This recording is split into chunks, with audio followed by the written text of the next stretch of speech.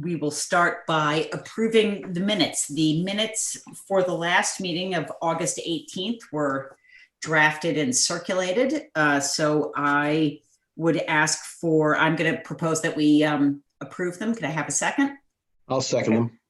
Thank you. All approved? All in favor? Aye. Aye. Great. Any opposed? Super. Thank you. So we're going to start with the first new matter on our list, which is Jason and Ann Valentes, I believe, 45 Station Road. Do we have anybody appearing on that? So I have one hand raised. Let me, Okay.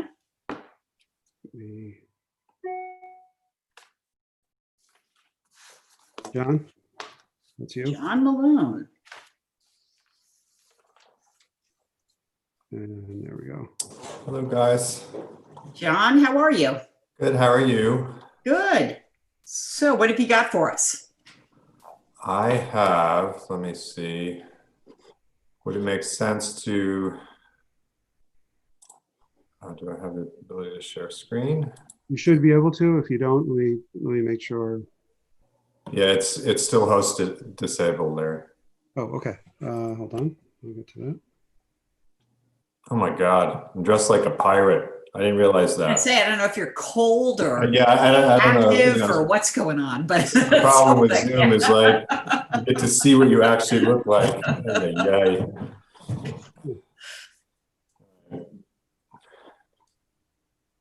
I did a Zoom party for my my daughter turned 20 today and she's in Ireland.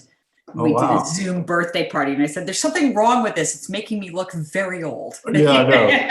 I know. And then when everybody goes away and there's just a giant screen of you and you're kind of like, oh my God, make that stop.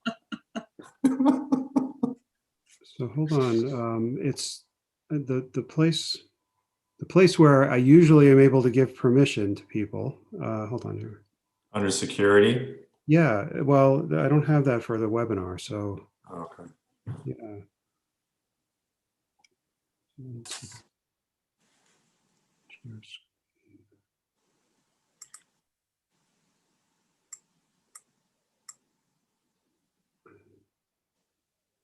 Well, John, while Larry is sort of fooling around with that, do you want to just sort of jump in and give us what you got? The project is for a house on Station Road that is a raised ranch project where the basement level is used for a garage and some living space, and then the second level is a living space, like the living kitchen and a couple of bedrooms, and it's set low in the ground. Where the project is to add a master suite on a level above.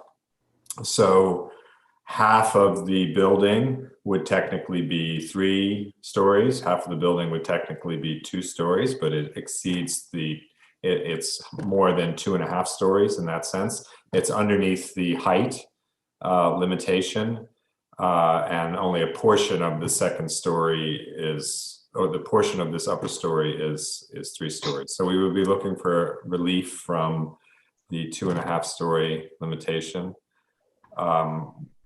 We don't believe there's any visual impact as a result of the height. The way the building is located on the street, I don't know if you guys have had a chance to see it, is it's set very low in the street.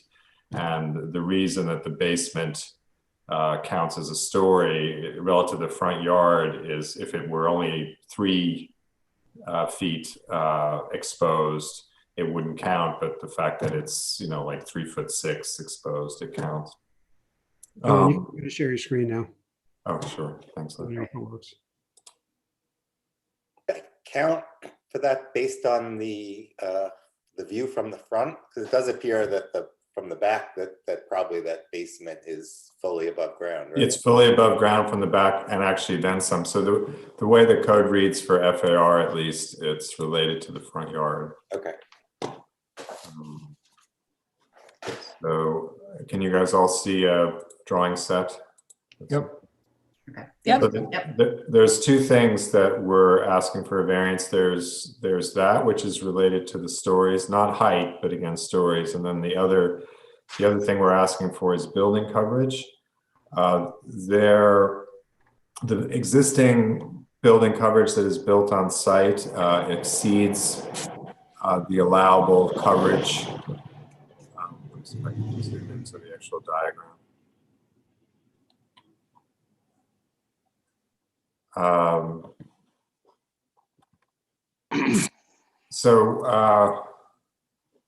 What we've been asked to show is there's a portion, there was a project done 10 years ago that we were not involved with.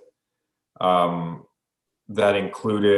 was work that was done not to increase the size of the building or anything like that, but was to control runoff from the rear yard of the building into Barney Brook. There was some hardscape in that during that project, there was some changes that must have been field changes. Those field changes did not match what was on the approved plan. So we're being asked to legalize those field changes. And so one of the things, I can just quickly sort of annotate what that is. So in the approved plans in this area here, there was nothing, there was a wall. And then what ended up happening is a patio in here. We're not sure that the client believes that that was approved at the time and was reviewed. We have no record of that. So we're showing that as new coverage, even though that's already in place. So this patio, this area that I just highlighted there, is already in place. So we're just asking to legalize it. The walls that were the retaining walls that are associated with the stormwater management for the rear yard were installed differently than what if you see from diagram to diagram. They're slightly different. There's slight coverage differentials. And then I think, the way the patio actually got built versus what was originally shown, in this area, there was some stepping stones and that didn't happen. So there's basically variation from this plan that was approved 10 years ago and what was actually built 10 years ago and closed out 10 years ago. What we're proposing to do in this project, there's no change in coverage because the third story is going on top of the existing building footprint. Let's see what else would I get a close up. So in terms of what we're proposing to do in the site plan, you see this is the portion that is now going to be 3 stories. The portion over here is 2 stories. Hey, John, this is Artie. How are you tonight? Yeah, hey, Can you just go back for a second to that coverage map you had there? the diagram. Yes, please. Yeah, Well, you had the two side by side, right? The existing. yeah. So the right side is proposed, right? So the existing on the left side, you have to legalize a couple of things you said, right? And there's a little retaining wall. That retaining wall's coming out on the right side. So over here, can you see my cursor moving? Yeah, yes, we do. I do. So this retaining wall here didn't get built as a freestanding retaining wall. There's a retaining wall underneath this whole area here. And then there's patio in this area. I think in this drawing, it wasn't clear to us. There's also another thing that was going on in the drawings that were developed for this project. The calculation of what was shown for coverage does not match our calculation. We're not sure how they got to that because I think we have 118% of allowable, and this layout here, which matches the original approved one, as far as we can tell, based on the drawings that we saw, is greater than the 100. So this is not a diagram of the existing conditions. This is a diagram of what was supposed to be approved back then. Exactly. So what you're seeing here, honestly, this is the thing that's being proposed, Artie, that's the existing condition, right? All right, so you're not adding that patio that juts out on the right side there. That's already there. No, this is the existing condition. That's what I thought you said before, but it says proposed. Yeah. So everything is shown on this. I'm sorry, this is just how the planning board wanted us to approach it, as a, in terms of. But so this is an as-built as it is right now, this proposed, correct? Yes. Okay. and I'm just going to chime in for a second. So I am going to recuse myself from this matter because this house is right next door to my mother's house. Not that I think she has any particular dog in this fight, but I just feel like for purposes of looking, Yeah. you know, doing things the right way, I think I shouldn't be in on this. So I will, when we get to the point of making a motion, I'll ask somebody else to do it, and I will not vote on it. So I just want to let everybody know that at this point. Okay, so John, since, let me just go back for a second now. So what's the purpose of this part of the patio that's existing, that's hanging over past the right side of the house? There's a table sitting on it. You know, the patios are quite small. I think there's a little table there. And that doesn't impact the side yard setback or anything, right? No, none of it's in the side yard or in the rear yard. Again, because of the way the house is positioned on the lot, I don't think, and all of this coverage that doesn't match up, again, is not related to a structure. It's on the ground. So you're just legalizing the existing coverage, is that correct? Correct. And you're what percentage above allowable? It's 25. It's 25 over allowable, which is higher than what we would typically bring to you. But again, it's a special lot in the sense that all of this is on the ground, and a lot of the coverage that's associated here with these walls is related to a stormwater management project, which really doesn't bring any specific benefit to the client. It had to do with stabilizing the bank of Barney Brook. So, I mean, I would make a little bit of an argument that this is, you know, in the interest, this kind of work that has been done back here is in the interest of the village and the interest of the water quality in Barney Brook. Just as an aside, all lots in Irvington are special, by the way, just that we're clear about. Yes, right. We wouldn't dare say otherwise. So going back then, so the existing diagram, was that approved? I mean, was there an 18% coverage overage previously approved by us? See, I'm not sure how that happened. I think part of what's going on is maybe when the thing was submitted, retaining walls were not being considered. Correct. See these retaining walls up here in the Yep. front? Yep. You could call these retaining walls, or you could call them like rock outcroppings that someone piled additional rocks up on. So, Yep. you know, if you pulled those out, that could have been how they got there. Actually, you have a lot of retaining walls in the back, as you say, right? And in the front, you add up all those numbers and it really reduces it quite a bit. Yeah. I mean, that would take care of the overage. Would that actually, if you took out the retaining wall calculations, would that Yeah, have you not even need a coverage variance? Yeah, let me just check and see if that's accurate. What we say here? Oh yeah. That would. So again, it's the retaining walls that are putting you over you, is what you're saying, correct? Yeah. And I think what must have happened is that those were not. Maybe they weren't treated as retaining walls; they were treated as rock. Right. I'm not sure. Okay. But again, just to confirm, you just said if you take out the retaining walls, you wouldn't even need a variance for coverage. Correct. Okay. Do you guys want to just quickly go to the elevations to show what's happening on the building for the other one, or do you want to stay on coverage? No, for me, I'm okay with the coverage issue. Okay. Yeah, and so let's go to the height, Okay. third story. So this is the existing condition of the house. You know, it's classic sort of 70s, 80s split level. Oh, and Ken, here is the rear yard. Ken, where you're saying where this is the basement level, which is fully out of the ground on the rear yard.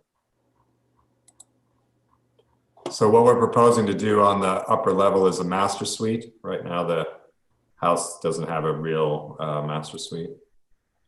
And so the addition is this. So this is the area that's considered 3 stories. What's the height, John, in the front? The height in the front, Where's the overall? The proposed height, obviously. Yeah. The overall proposed, I might have to go back to see. Not seeing the overall proposed on the, oh wait, there it is. There it is, there it is. It's 30, it is 35, but that's 35 top to bottom. So here, where did it just go? Oh, here. So if you're in the rear yard, right, the height is about 35 from top to bottom. From the front yard, the height is about 25. And the roof line on this house, John, how will it compare to the neighboring properties? It's slightly lower than the one to the house to the east. Meaning the proposal, right? The proposed is still slightly lower. Because again, the land slopes both east to west and down towards Barney Brook to the north. And how about the house on the other side? Is there a The house house on the other side is a much larger house. It's the old carriage house. Let me just see in the view preservation whether we have any info on that. And actually, can you show us the two homes, one to the left and one to the right in the photos? I think in the view preservation, we have an indication of what would happen. So this is the existing from the street across. That's the proposed addition. Well, This is where you can see. I'm sorry. Oh, okay. This is the proposed addition. I got it. Right. So you can see it's set down, house set down. Here you can see the ridge just barely already of the house adjacent, or not the ridge, so ridge to ridge, they're slightly lower. There you can see. So existing, proposed. So John, how much height are you really adding from the old roof to the new roof? 8 feet. Okay. Yeah. And then again, right, in terms of how much of it's being affected, say, if you could imagine if the grade was consistent across here, it's 25 feet from here. If you took the grade from the road, it would be like, 20 foot high to the ridge. The new ridge, you're saying, right? Yeah, the new ridge, right. Right.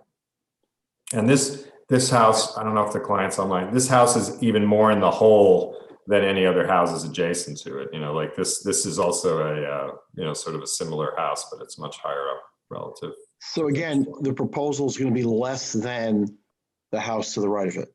Yeah. Okay.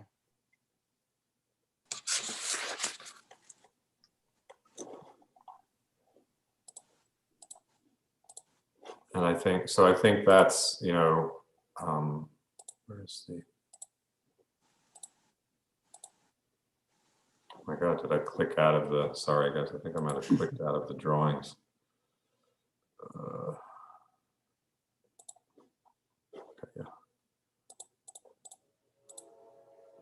So again, and I think we did a zoning out analysis of the neighborhood relative to, we don't need an FAR coverage, but we did do a zoning analysis related to coverage.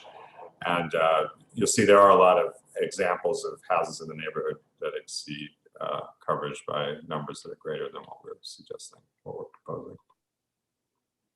But that's never a good argument, quite frankly, but you I can use it. know, but we're always asked to do it.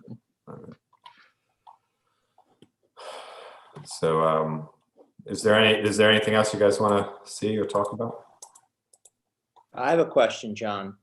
The trees that are near where the addition is going in, will they be impacted as the elevation increases? No, we're showing no tree impacts right now, so nothing's coming down. And again, there's no excavation associated with the project. It's sitting on top of the existing framing.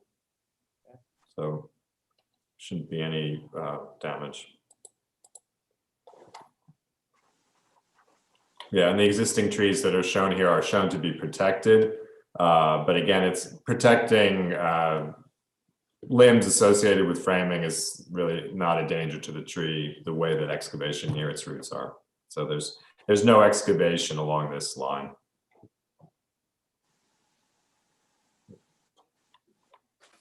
John, did the existing owner put the patio in, or was it somebody before them, do you know? No, they did it. They did it about 10 years ago, and their position was that they really felt like every field change was reviewed and, you know, they're professionals that reviewed all those changes and they were sort of confused. Really? What are the as to names of those whether- professionals? Let's give us those names. Do I have to? Not on the air. You can do it Okay, later. okay, I'll let you know. Okay. All right. That's a good excuse. The professionals made me do it. Have there been any objections by any neighbors that we know of? Has anyone Not weighed that in I've on heard this from. application? Yeah. No. Yeah, I don't, yeah, we haven't heard anything on our side. Not here either. Do we have to ask him about notifications? Is that something we failed to ask here? or what are we Yeah, that's a doing? good question. Did you notify the neighbors and do you have proof of that, John? We I did. think we it's in the sub- materials. It was, right? Yeah. Yeah, Okay, correct. I think we submitted originals and copies. Right. All righty. Well, are there any more questions for John about either coverage or height? Does anyone feel moved to make a motion? Well, since I spoke the most, I might as well do it. Or so, All right.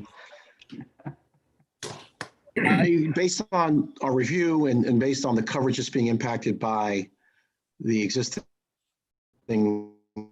retaining walls, and if you go back years ago, those were not even counted. So who knows when the work was done? The work may have been not needing a coverage variance back then.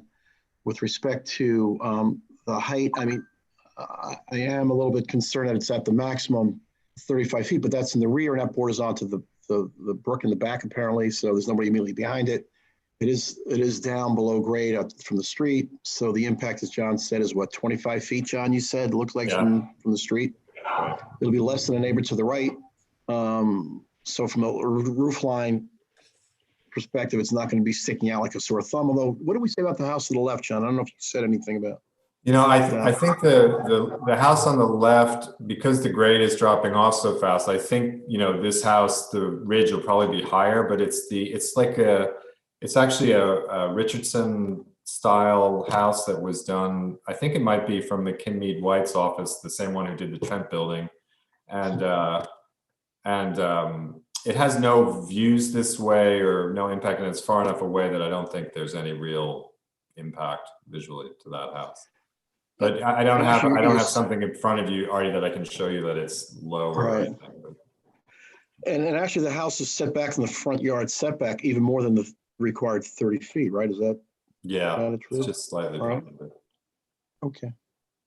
So, Ms. Chairperson, if you want me to make the motion, That see would where be it great. goes, I would make the motion based on what we talked about to approve the two variance requests here. Do I have a second? I'll give a second. Okay. All right, do we vote from top to bottom? How do we do that on the screen here? Great. I guess. it's gonna Whoever, vote. I mean, whoever's I'll at the vote- top of obviously, your I'm gonna vote- screen, ask first. That's, I guess I look like I'm first, so I'm going to vote yes on the approval of the motion. Judd, Yes. Ken, Yes. Charles, Yes. John, No, that was a no? Are you asking me? Yes. Actually, I'm going to vote no, not that it matters since we have enough votes. My concern Well, is, do you- you know, we've Go ahead, I'm sorry. agonized over height in the tree streets just across the street from I think this lot.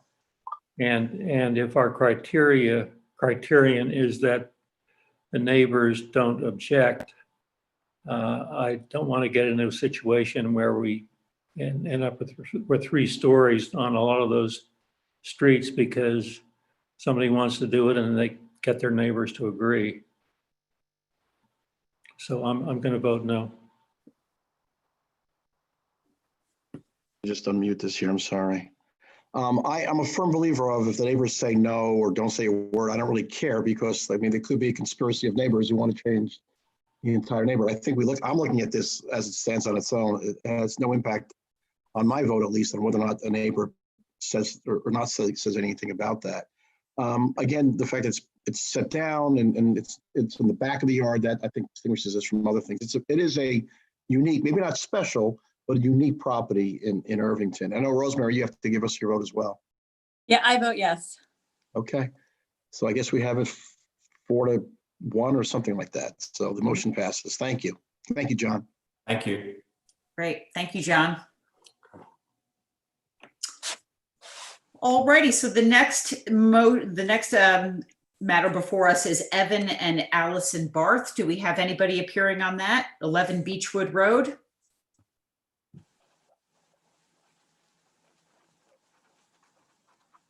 Larry, do you happen to know if we have anybody on that? Yes, definitely. There's someone who had their hand up. So Oh, I'm okay. actually gonna do my best to try to hand this Yeah, off. yeah, sure. Sarah Palermo. Absolutely. She's online here. Let me see if I can transfer control here. Great. But anyway, Super. you can go right ahead now. Okay, terrific. So who do we have on this matter? Hi, good evening. Stephen Bassini. I'm the architect for the Barths. Thank you for Great. your time. So we are here. Have we, I just want to check on the service. Have you, service is complete? You've served the neighbors and Yes, yeah. Yes, we turned have. those The into the cards are village delivered office? and mailings were sent out. Yes. Okay, terrific. Thank you. Thank you. All right, go ahead. Thank you. So I'm here to present the application for a variance of coverage. We are proposing a one-story addition on the front of the house at 11 Beechwood. It is 401 square foot addition proposed with 68 square foot of added walkway. So a 469 square foot addition of coverage, which would put us at 22.1% over. Currently, they are about 7.5% over the coverage, and we are proposing them that additional percentage. The application, I'm going to share the screen right now. I know that you just labored over getting that to work, so I should be able to do that. Let's see. Can you see my screen? Yes, we can. Okay, Thank you. Okay. So here's the site plan, which I know you've seen. The application is to construct this one-story addition here in the same form, really, as you see the perimeter here. As you follow my mouse, the perimeter of the house jogs back in here at the garage, and then everything from here over is the living area. So we're really trying to follow that same profile. And in essence, I'm going to switch to a photograph real quick. You should be able to see this as well. You'll see this profile of the existing house. We're really trying to follow that shape as well. So we're pulling out this wall, and that entry. This wall is coming out about 8 feet. So is this, and this entry is coming out about 4 feet.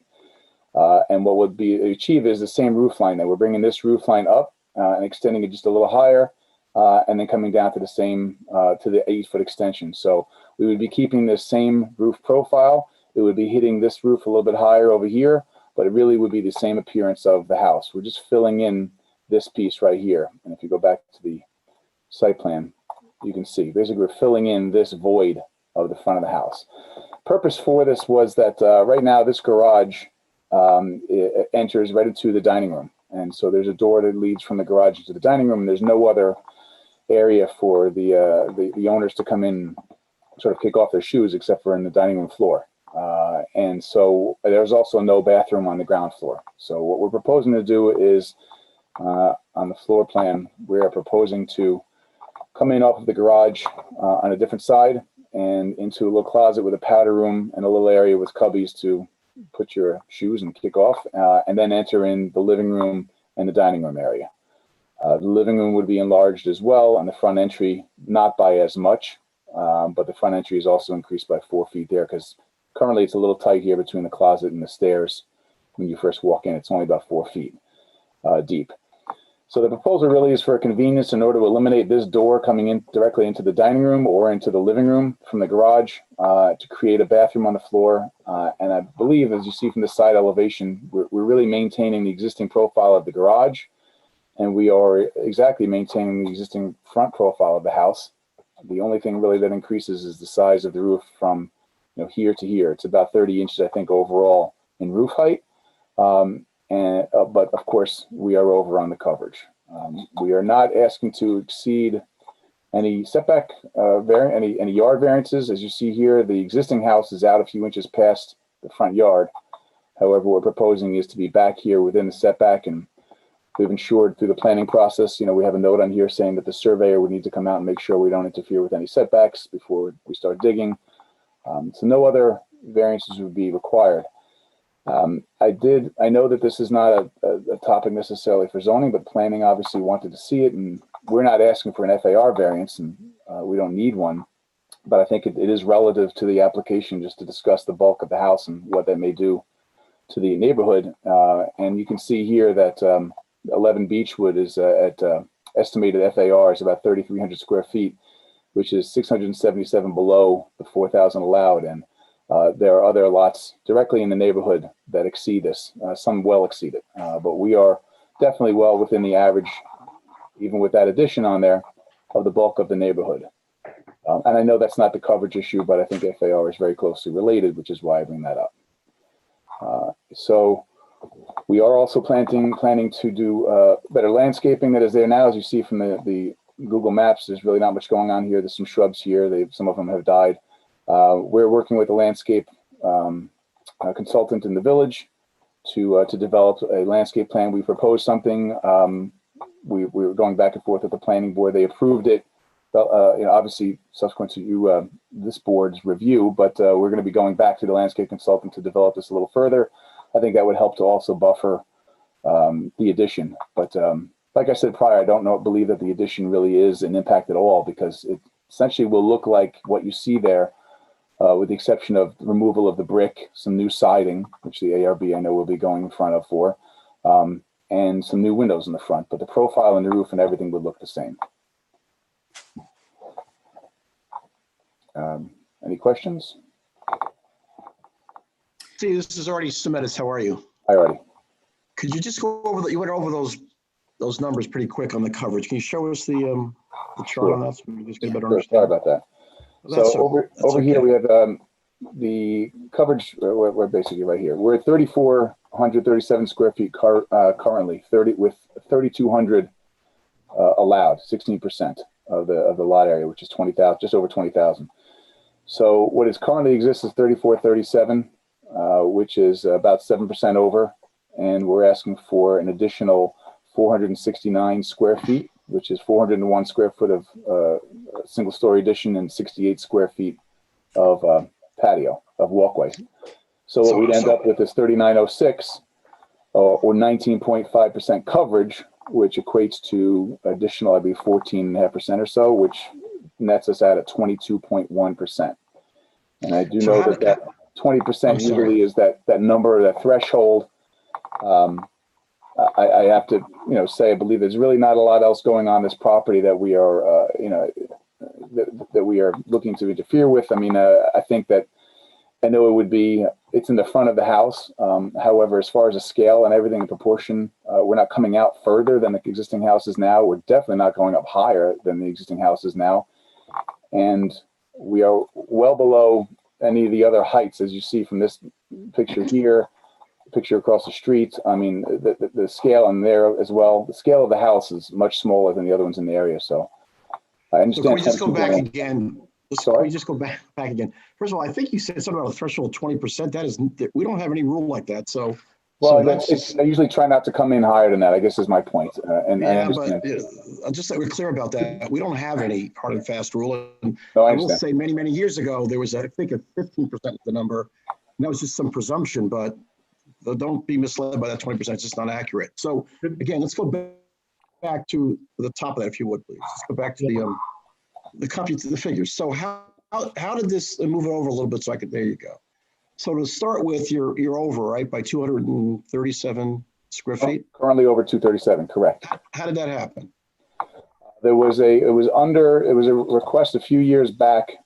This is a walkout here from the basement on this area. There was a request to develop this existing patio and and a portion of this deck here. There was an existing deck as well. So we came in front of your board. There was a wish list that the owners had. And the wish list was to be able to walk out of this yard here, the house, onto a patio. And also at the time was to eliminate this issue with the dining room and create a powder room. For budget purposes and for immediate return for the family, the patio and the deck were the first project. The second project was always to do this. And during COVID, when you're sitting in your house and you're living like that with your whole family, those things become heightened. And so we're coming back a few years later. I think it's about three and a half years later to develop this. So overage was based on that patio and a portion of the deck. And you received the variance for that, you're saying? That what you just said? You got a On this variance? board, correct. Okay, so that's what make sure they were, so, okay, so you're legal, in other words, We are legal, yes. okay, so then what is your percentage, the proposed over existing? Was over existing is 14, I believe, percent. It is 14 percentage points. 14 percentage points, yes. Yes. Yeah, I believe it. Yeah, it's 14.5%, because the 237 is about 7.5%, give or take, over the allowable. So netting out at 22.1, you're about, yeah. So you're looking for a 14% over what's legally there? No, 14% over what's legally there. That's correct. Thank you, Warren. Yes, You're welcome. Okay, just want to get a better understanding of that, that's all. you're right. And again, the door from the front photo, if you go back to that for a second, so you're going to bring out the garage and the other building there where the windows are to equal the other part of the building, right? And the doors are going to be set in a little bit as well, like a little. Right. So this doesn't become a solid mass going across. The door Right. will be recessed in still. It's only Okay. coming out midway to here. And then this is coming out almost flush with that. Okay. I don't have any other questions. Thank you. Anybody else have any other questions? Over the doorway, is there going to be, I couldn't tell from the pictures, like an overhang? So when you walk out, you'll have some coverage there? Correct. This will be recessed in and the roof will come out to meet the existing roof as it comes across. So there'll be a nice covered entry. Okay. Would you consider eliminating or cutting back on the size of the patio, for instance, to bring that 14 percentage points down a little bit? I'm not sure if I could, that only went in 3.5 years ago. I don't know that I could, that would be an option for the owners. Fair enough. I just thought I'd ask. Okay. Yeah. You know, I'm curious, looking at the line you have, it's not a sort of a straight line. It does a little bit of a dip in there. And I'm wondering if there's any way you could sharpen your pencil a little bit and take a little bit off, because it is, you know, we have no magic number. Artie's 100% right. We look at all of these cases differently. But given the fact that this is the second time you're coming back to us in about 3.5 years, it's a little higher than the number we tend to be comfortable with. And I'm not sure you couldn't knock a foot off here off the front somewhere and get us at a lower number, because it's taking up an awful lot of the property. It really is. Well, I mean, I agree with what you're saying is we're filling in the front here and we're coming out to the face of the existing building. I don't know when I look at the proportion, and this is just respectfully disagreeing, is as far as taking up a lot of the property, the back of the lot here is used. The house is shoved to the front of the lot. Right. And that's why, like it is in a lot of houses in Irvington, especially on Beechwood, right there specifically, all the houses are shoved to the front. So I think it may appear that way, especially in the photograph here, but in reality, the yard is tremendous in the back. If you're asking if we can sharpen the pencil, I honestly, through the process, and I'll say this, and I know the owner is here as well and listening, but I worked with them originally. We were talking about doing a little bit something more out here as well. We had a larger foyer. I also had this flush across here. I pushed those back. I pushed those back for coverage issues and also for appearance issues, because I didn't like having to come straight across. I like the shadow line. I think matching what's there now, and it makes it appear smaller. And also that foyer, I think it was a little bit grand pulling that out and further than what it was. So I did actually work on reducing this out of respect for the process. So I can't answer exactly what the client be willing to do beyond what we've already done right now. Hey, Steve, what are the dimensions of those two existing patios? Do you know? Two existing patios? It's a deck. I'm sorry. Is the deck, the wood deck, a raised? That's at the at-grade patio, and is the deck a raised wood deck or something? It's a raised wood deck. Yes, I should be able to. You got a back shot from the back? Well, what I can do is this for you. I think. Well, I don't want to do that. This is an older Google Maps, so no, I don't. However, I have pictures of the old deck, if that's what you're looking to see. No, I'm looking to see the current deck Okay, so no, I don't, unfortunately. I don't have and the a current patio. of the current deck. It's raised about 4 feet, 4.5 feet, I believe it is. Okay. I think you can tell by the number of steps. Yeah, it's about 4.5 feet high. Okay. And this is right at grade. And this, you know, So what do you got in the back there? Oh, okay. Okay, I'm just looking. I'm sorry. what's that? I'm just talking, just muttering to myself. Clearly, the AC pad is included in the coverage, right? It is. It's right there. Yeah. Not sure what else I see you could give back here. So are there any other comments from any other board members? Anybody want to be heard on this or?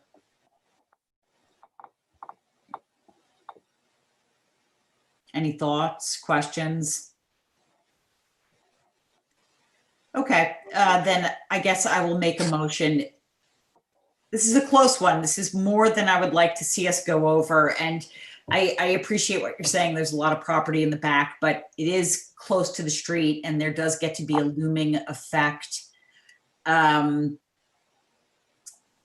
It's tight, but I will make a motion to approve. I don't think it doesn't come out farther than the existing roof line of the house at this point. I don't think it's going to make that much of an impact as you've shown us. It's not out of character, particularly with the neighborhood. So I will make a motion to approve. Do I have a second? I'll second that. And I'll add that looking at what they're trying to accomplish, I don't know if there's any other way that they could do that, Right. but by this, right? And that's one of the tests that we go through. It is, yeah. Is there a less Absolutely. intrusive way of doing it? And I think you're accomplishing it, Steve, in a way that has as little impact as you could do.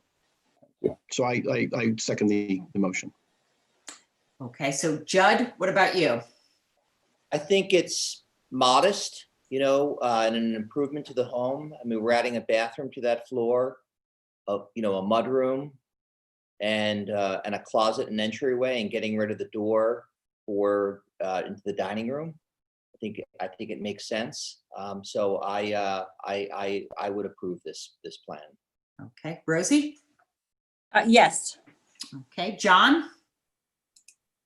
Well, I hate to be the negative person here, but No? seems to me they were here three and a half years ago to get a variance, and this is 14 percentage points. That's not insubstantial. So I don't want to, I vote no. Okay, Ken? Yeah, I'm okay with it. I'm going to vote yes. But if this is the second shot of the variance, I would just caution the owners. I don't know if there's a part 3 to this project, but that No, might absolutely be a not. concern at that point. Yep. But I agree, it's kind of a close call, but it is kind of in Yeah. keeping with other Okay. properties. Charles, what do you say? I vote yes. Okay. All right, so you are approved. I will send out a letter this week. And thank you very much. Thank you very much. I appreciate it. Have a great night. You too. All right, next up is Hudson House. Do we have somebody on Hudson House? Yes, we do. Excellent.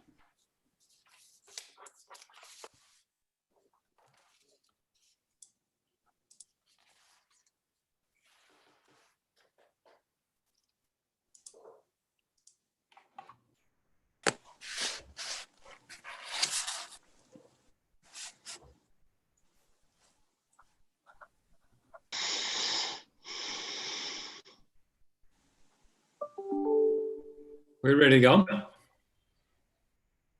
Excellent. Great, you're all set? I think we are. Sue, you were going to kick it off. You need to unmute yourself. Who's appearing on, is there an architect or an engineer appearing on this, or is you appearing? Both. Both. Yeah. Okay, great. And have you affected service to whoever you needed to serve on this and gotten those receipts back to the village? Yes, we did. Great. Terrific. Okay, so go ahead. My name is Susan Greenfield, and I'm president of the board of Hudson House. With me this evening is George Schieferdecker. He's the committee chair of our Capital Improvements Committee and an architect. Also, I can see coming in now is Andrew Whitelaw. He's the architect for Hudson House. We're here this evening because we are looking for approval to install a generator within our required front yard setback. If you're not familiar with Hudson House, it's a co-op with 82 units on 8 floors in 3 buildings. It sits between Ardsley Avenue West and Hudson West with lovely views of the Hudson River. The recent storm we had certainly took down trees and power lines, leaving us and many others, of course, without power. Initially, Con Ed had estimated the power recovery for Hudson House would be 5 days. Fortunately, it was only 3 days without power in that 90+ degree heat, without elevators, without lighting in common hallways, without a place to charge your phone to communicate with the rest of the world. This storm really made us acutely aware of our vulnerability to losing power for extended periods of time. We do have some elderly tenants that reside in this building as well, and they're no longer able to navigate the stairs. So they depend entirely on that elevator to get them in and out of the building. In some situations, we even have health equipment that needs continuous power. Our real nightmare scenario is a winter storm with power outage, the electrical pumps used in heating fail, and without heat, we begin to have frozen pipes. With our proposed generator, we're looking to protect the safety of our tenants by providing working elevators, lighting in common area, functioning medical equipment, and convenience outlets for phones. With our proposed generator, we're looking for protection of our building by keeping the critical pumps working for heat, some pumps for keeping water out of the lower level of the garage and the boiler room. And all these things proposed, our new generator proposed, will certainly accomplish those. Our superintendent, to help some of our shareholders understand exactly the dimensions and where where we would like to have the generator go, he did a mock-up in some wood so we could look over the side and see where it is. If you haven't seen the mock-up that has been built there, I invite you to come down and take a look at it.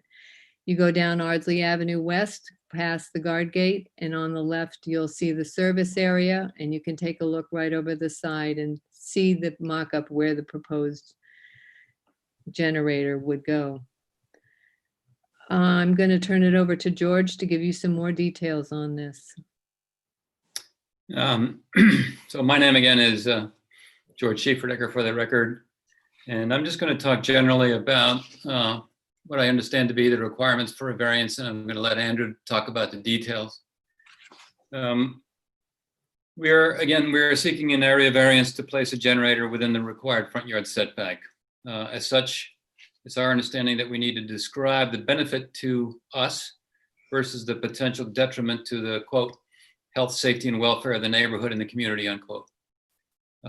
First of all, the benefits to the Hudson House and the more than 100 residents it represents. The primary benefit Sue has already made very clear, I think amply clear. It's important to note that the best placement for a generator is outside so that it can be adequately ventilated. An inside location can be dangerous for the accumulation of exhaust gases. So the primary benefit to Hudson House of placing the equipment in the front yard setback is its proximity to our electric room. Although Hudson House sits on a substantial property, the building itself is large as well, and placement outside the building on other sides would be very far from our electric room and would make voltage drop an issue with the operation and the size of the generator. A second benefit is thus that the proposed location requires a minimum of disturbance of the environment for its cable run to the building. A location on another side of our property would necessitate substantially greater disruption of the environment in running underground cables over long distances. A third benefit to Hudson House is that the location chosen will be about as far from any other residences in the neighborhood as it could be. A fourth benefit is that the proposed location is adjacent to the service area of Hudson House, which is generally an area that is busy during the day and more utilitarian in character. Therefore, adjacent apartments are accustomed to some degree of noise and activity during the day and a workmanlike character to the immediate area. A fifth benefit is that fuel deliveries for the building occur in the same area, and that therefore fuel deliveries for the generator will be easily accommodated. And finally, it's important for us to adequately screen the generator from view. And this location is naturally easy to screen and minimize the views of the equipment from our building as well as from the street. So back to the text of the zoning ordinance, we understand that our proposal has to be evaluated in accordance with certain criteria, and they are, number one, whether an undesirable change will be produced in the character of the neighborhood or a detriment to nearby properties will be created. We believe our proposed location is the least detrimental to neighbors. Only one neighbor is close to this location. It is Columbia University's Nevis Lab property, which is across the street and is an unbuilt, heavily wooded section of their property. No other neighbor is within 250 to 300 feet of this location. Columbia University has been notified and we have reached out to them personally. They do not object to our proposal, is our understanding.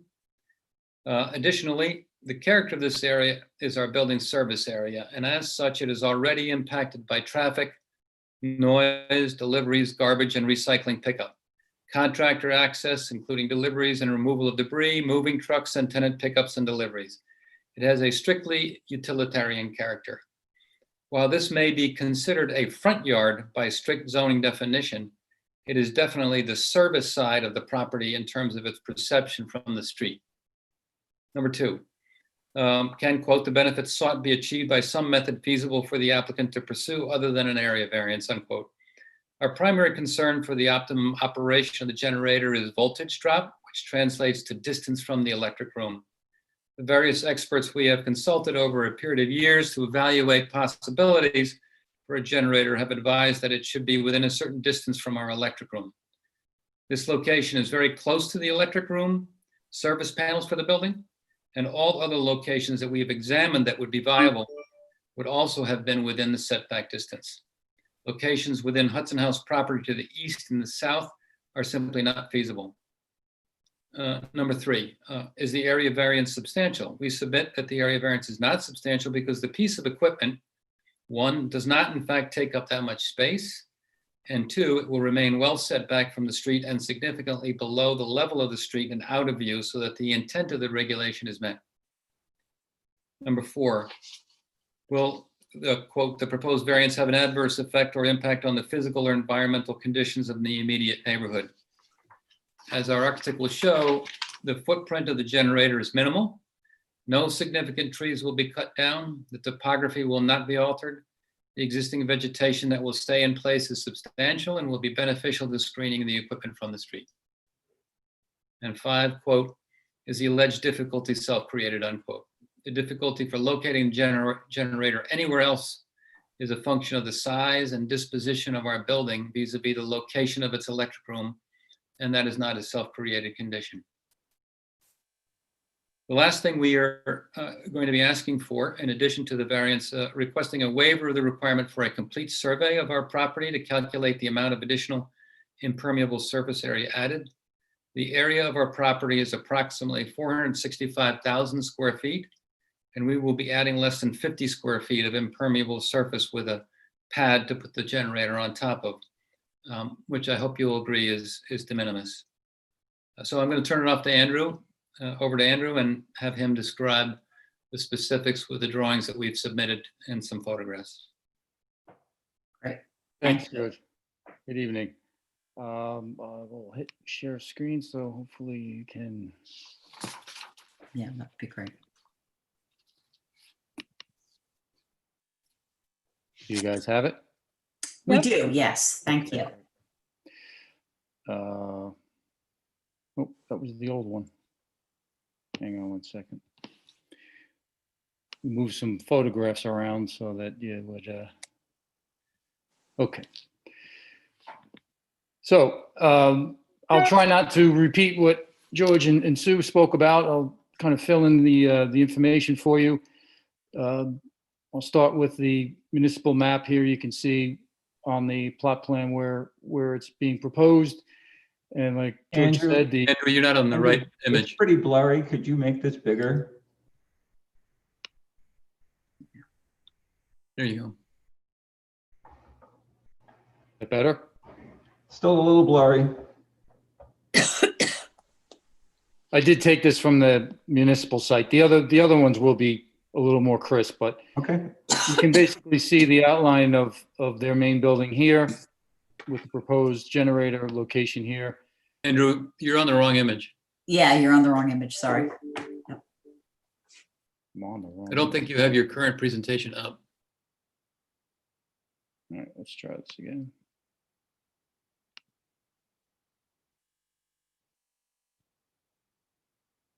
There we go. I think that's what you're looking for there. Yep. That's what happens when you have Yeah. multiple revisions. Is that There better? we go. Yes, that is. Yes. Okay. Yeah. Thank you for letting me know. Of course, this one doesn't have the arrow. That's weird. So you can see at the north end of the building, this is where the generator is being proposed. This is the Columbia site here. There's a few single-family residences way to the north, about 350 feet away. And then you can see the road coming around, bends around, and it really goes around all four sides of the property. But like George said, being there does have access to the service area. There is a large, which we'll see in a moment from the photographs, there's a steep slope from the street here down to the north side of the building, which I'll show you in a second.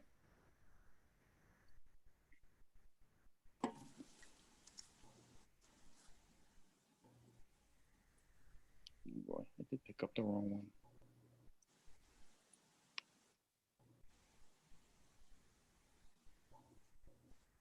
Okay. So this is the drawing that was submitted for approval. And this is showing the outline of the building here. Here is the road bending around to the northeast. And this is the location of the generator. I'll zoom in a little bit for you to see that. So it's 25 feet to the property line, and then another 27 feet as the road continues. So we are seeking, depending on how you look at it, if you consider this a front yard in addition to the main front yard, then it would be a 75-foot required setback. But if you consider it a side yard, then it's 50 feet and would be a 50% reduction. And this is west of the main entrance, yes? Yes. Right. Yes, if you go back to this one, you can see. That's the main entrance there. Yeah. This is the gatehouse here. All right. So you go past the gatehouse, and then there's a service bridge Down there, right. right next to this area.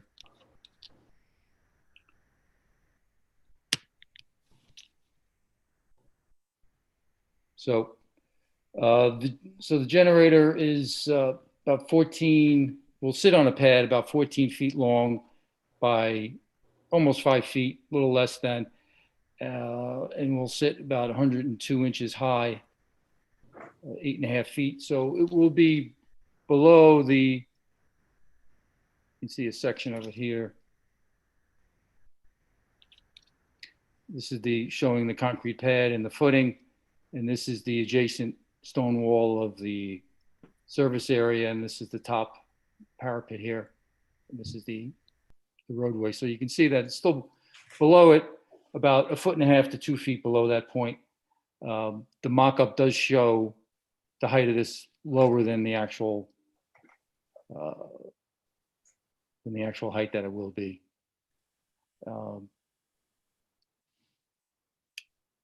So is this tucked behind a wall, you're telling me? Or us, Well, I let should me say. go, let's go to the photographs and you can see. Mhm.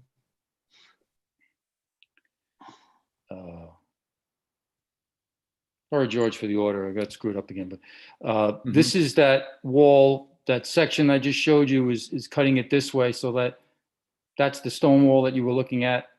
So the frame of this will be a little higher than what's shown, but the location is accurate.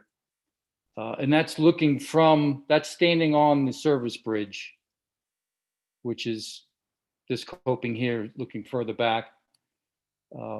There are 2 trees that would have to be taken out in order. One's about a 24-inch caliper, and the other's a 6-inch. But you can see that it's very heavily wooded. This is coming back out. This is the wall of the service bridge, and you can see from the foliage, it's pretty dense in there.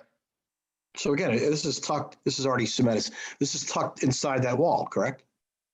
It's tucked on the other side of this bridge wall, right, but sitting in front of this wall here, which is of course. And where's the street? Where's the street from there? So this is the turn in from the street. Okay. This is how you begin to turn in. So this is the bend coming around, and then you turn into the service bridge. So again, it's pretty well hidden between the parapet and the trees. You really can't see that box that they created back there. Right. And you're putting this on a pad, right? And this, of course, will go on a concrete pad with footings down the frost line. Right, so is that going to change the drainage situation there at all? Well, what we did was we created a trench drain alongside of it. Right. To divert the water into an adjacent yard drain that's actually underneath that. We showed the trench drain next to the slab and the footing. Right. And that's going to drain into an existing drain underneath that bridge at ground level. So you can see anything that runs down this slope here, there's a loose stone here. It's not really a full mortared wall, it's just loose stone. And then it will come into that. That drain's going to be getting more water than it did before because the concrete's impermeable. In this area, right. There won't be any more coming down the hillside, but of course, right. So that's why we put the drain in to take up that impervious surface area. So do we know that the drainage is sufficient? Well, one of the things that's interesting about this particular site, because we're obviously very concerned that any rainwater would be a problem for the operation of the generator. Correct. We've observed this during I personally have observed it during some of the strongest rains we've had in past years, because frankly, we've been at this for a couple of years. And I've never noticed a problem in that area. It is a swale, and it extends to closer to the front of the property, but it has pretty much always remained dry.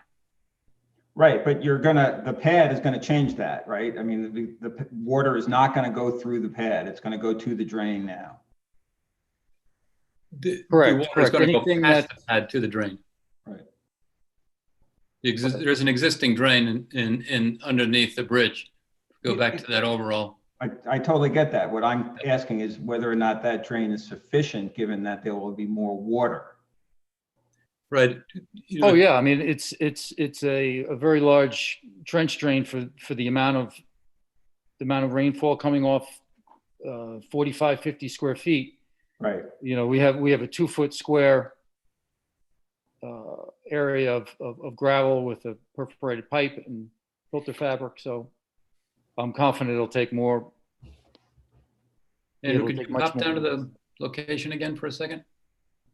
Sorry, George? Yeah, just pop down to the location. One of the things you do have to realize is, the scale of this drawing.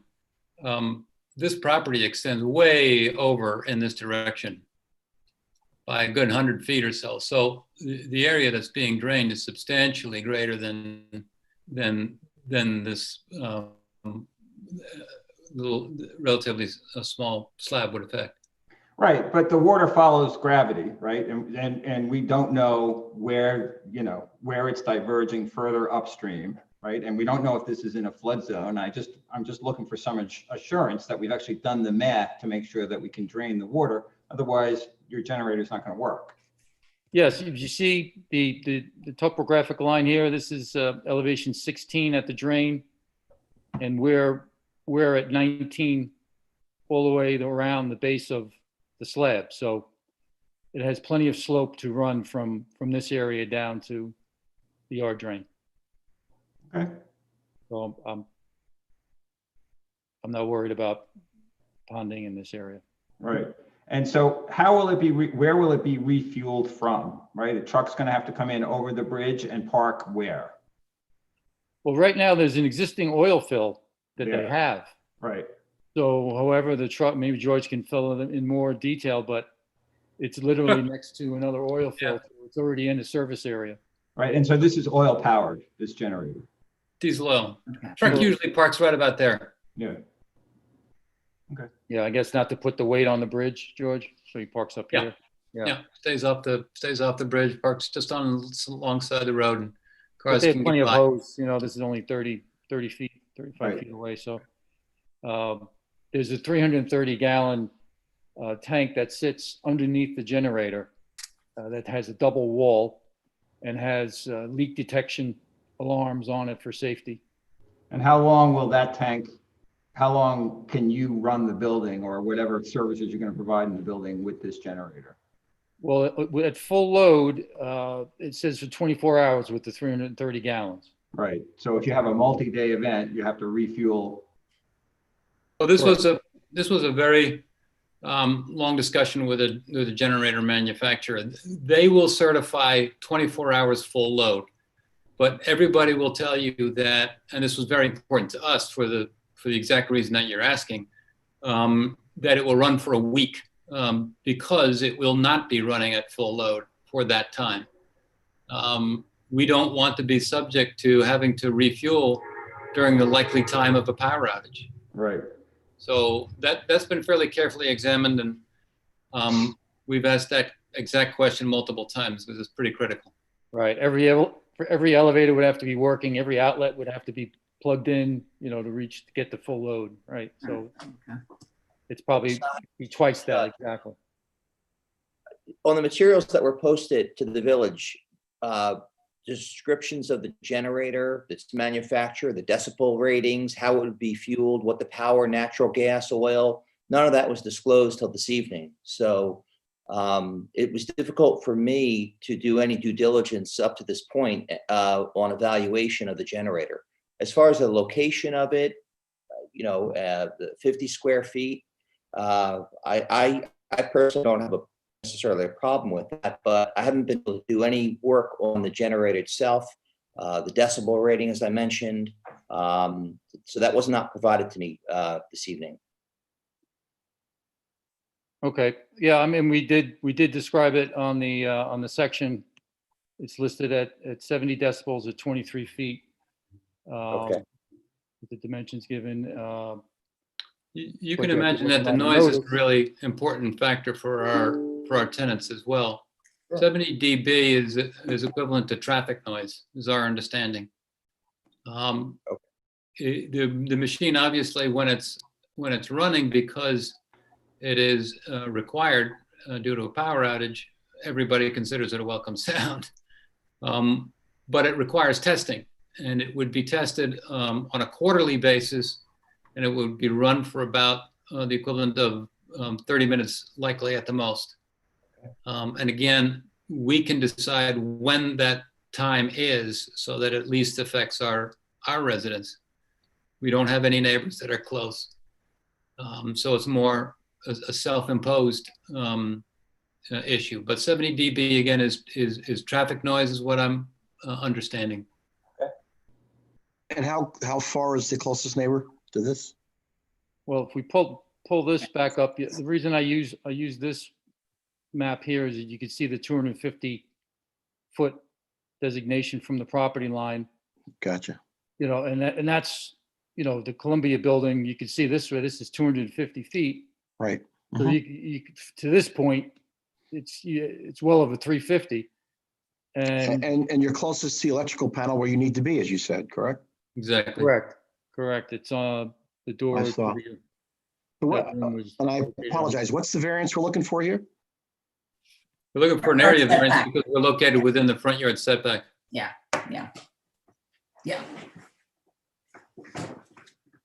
All right, are there any other questions? Yes, I've probably walked by there. A co-op, not a Maybe. condo. Is this a co-op, not a condo, correct? Go up, yes. Go up, Okay. yeah. Oh, yes. I'm sorry, go ahead, John.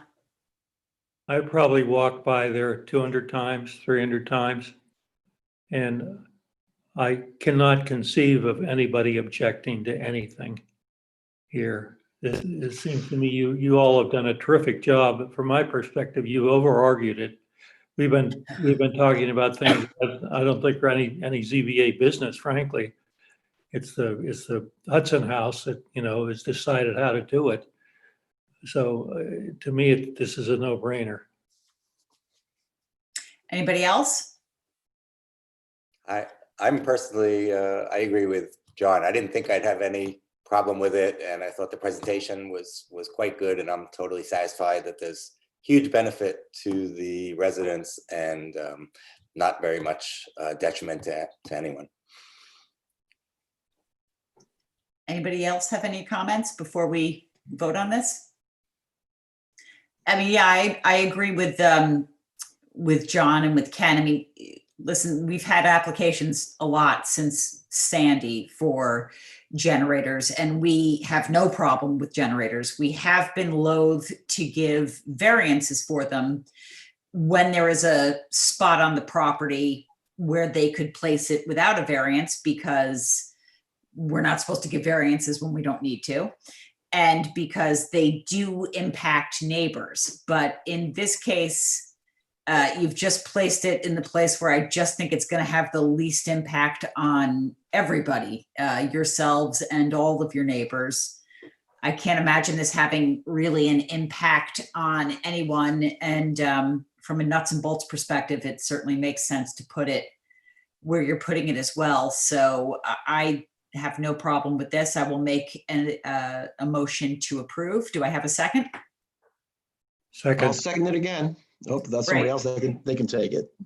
All right, so we'll vote from top to bottom on my screen. So Artie, Yes. Ken, Yes. John, Yes. Judd, Based now on hearing the decibel ratings, I'm happy with that, happy to hear that. Yes. great, Charles, Yes. and Rosie. Yes. All righty, our first unanimous one of the evening. That's great. We will, I'll send you out a letter this week, but you are approved. Thank you. Okay. Thank you. you very Thank you much. Okay, our next application is 2 Ardsley Avenue East. Looks like Keckman and Grinberg. Do we have somebody appearing on that?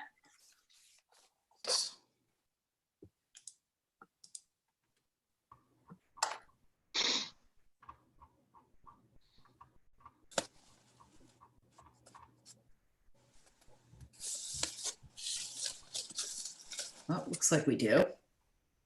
Hello, can you hear us? Yes, we can now. Thank you.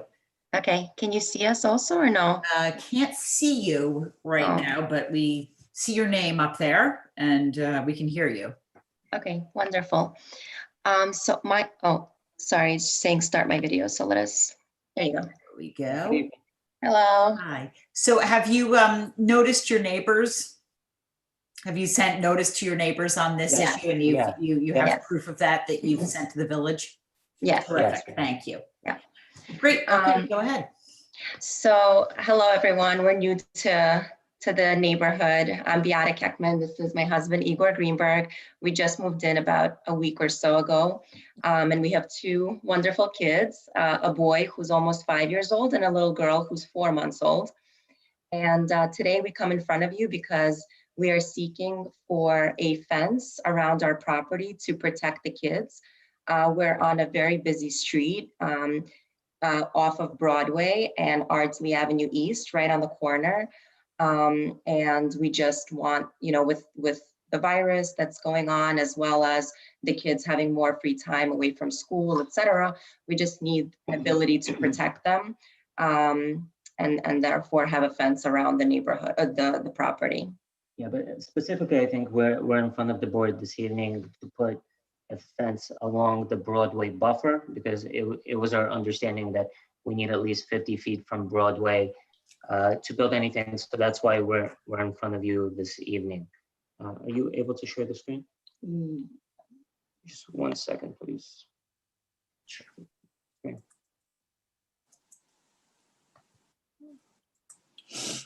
Can you see our screen? Yes, we can. Let me go up to the pictures first. Mhm.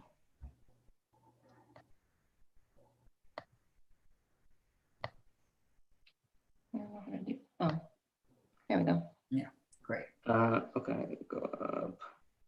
All right, go down. So this is the house from the front. So, so the top picture is our house from the Ardsley East side. The bottom picture is what our house looks like from Broadway. So you could see there's no fence on there. There's a lot of openings right now, which unfortunately our 5-year-old can easily jump off. Where the trees are, get on Broadway, which is quite busy. You know, we've gone through a couple of iterations of what we thought the fence would look like. We've been in front of the ARB, which didn't go as planned. So initially we wanted to put a fence around the whole property, as Beata alluded to. Now, if you could go to the drawing. So now what we're proposing is,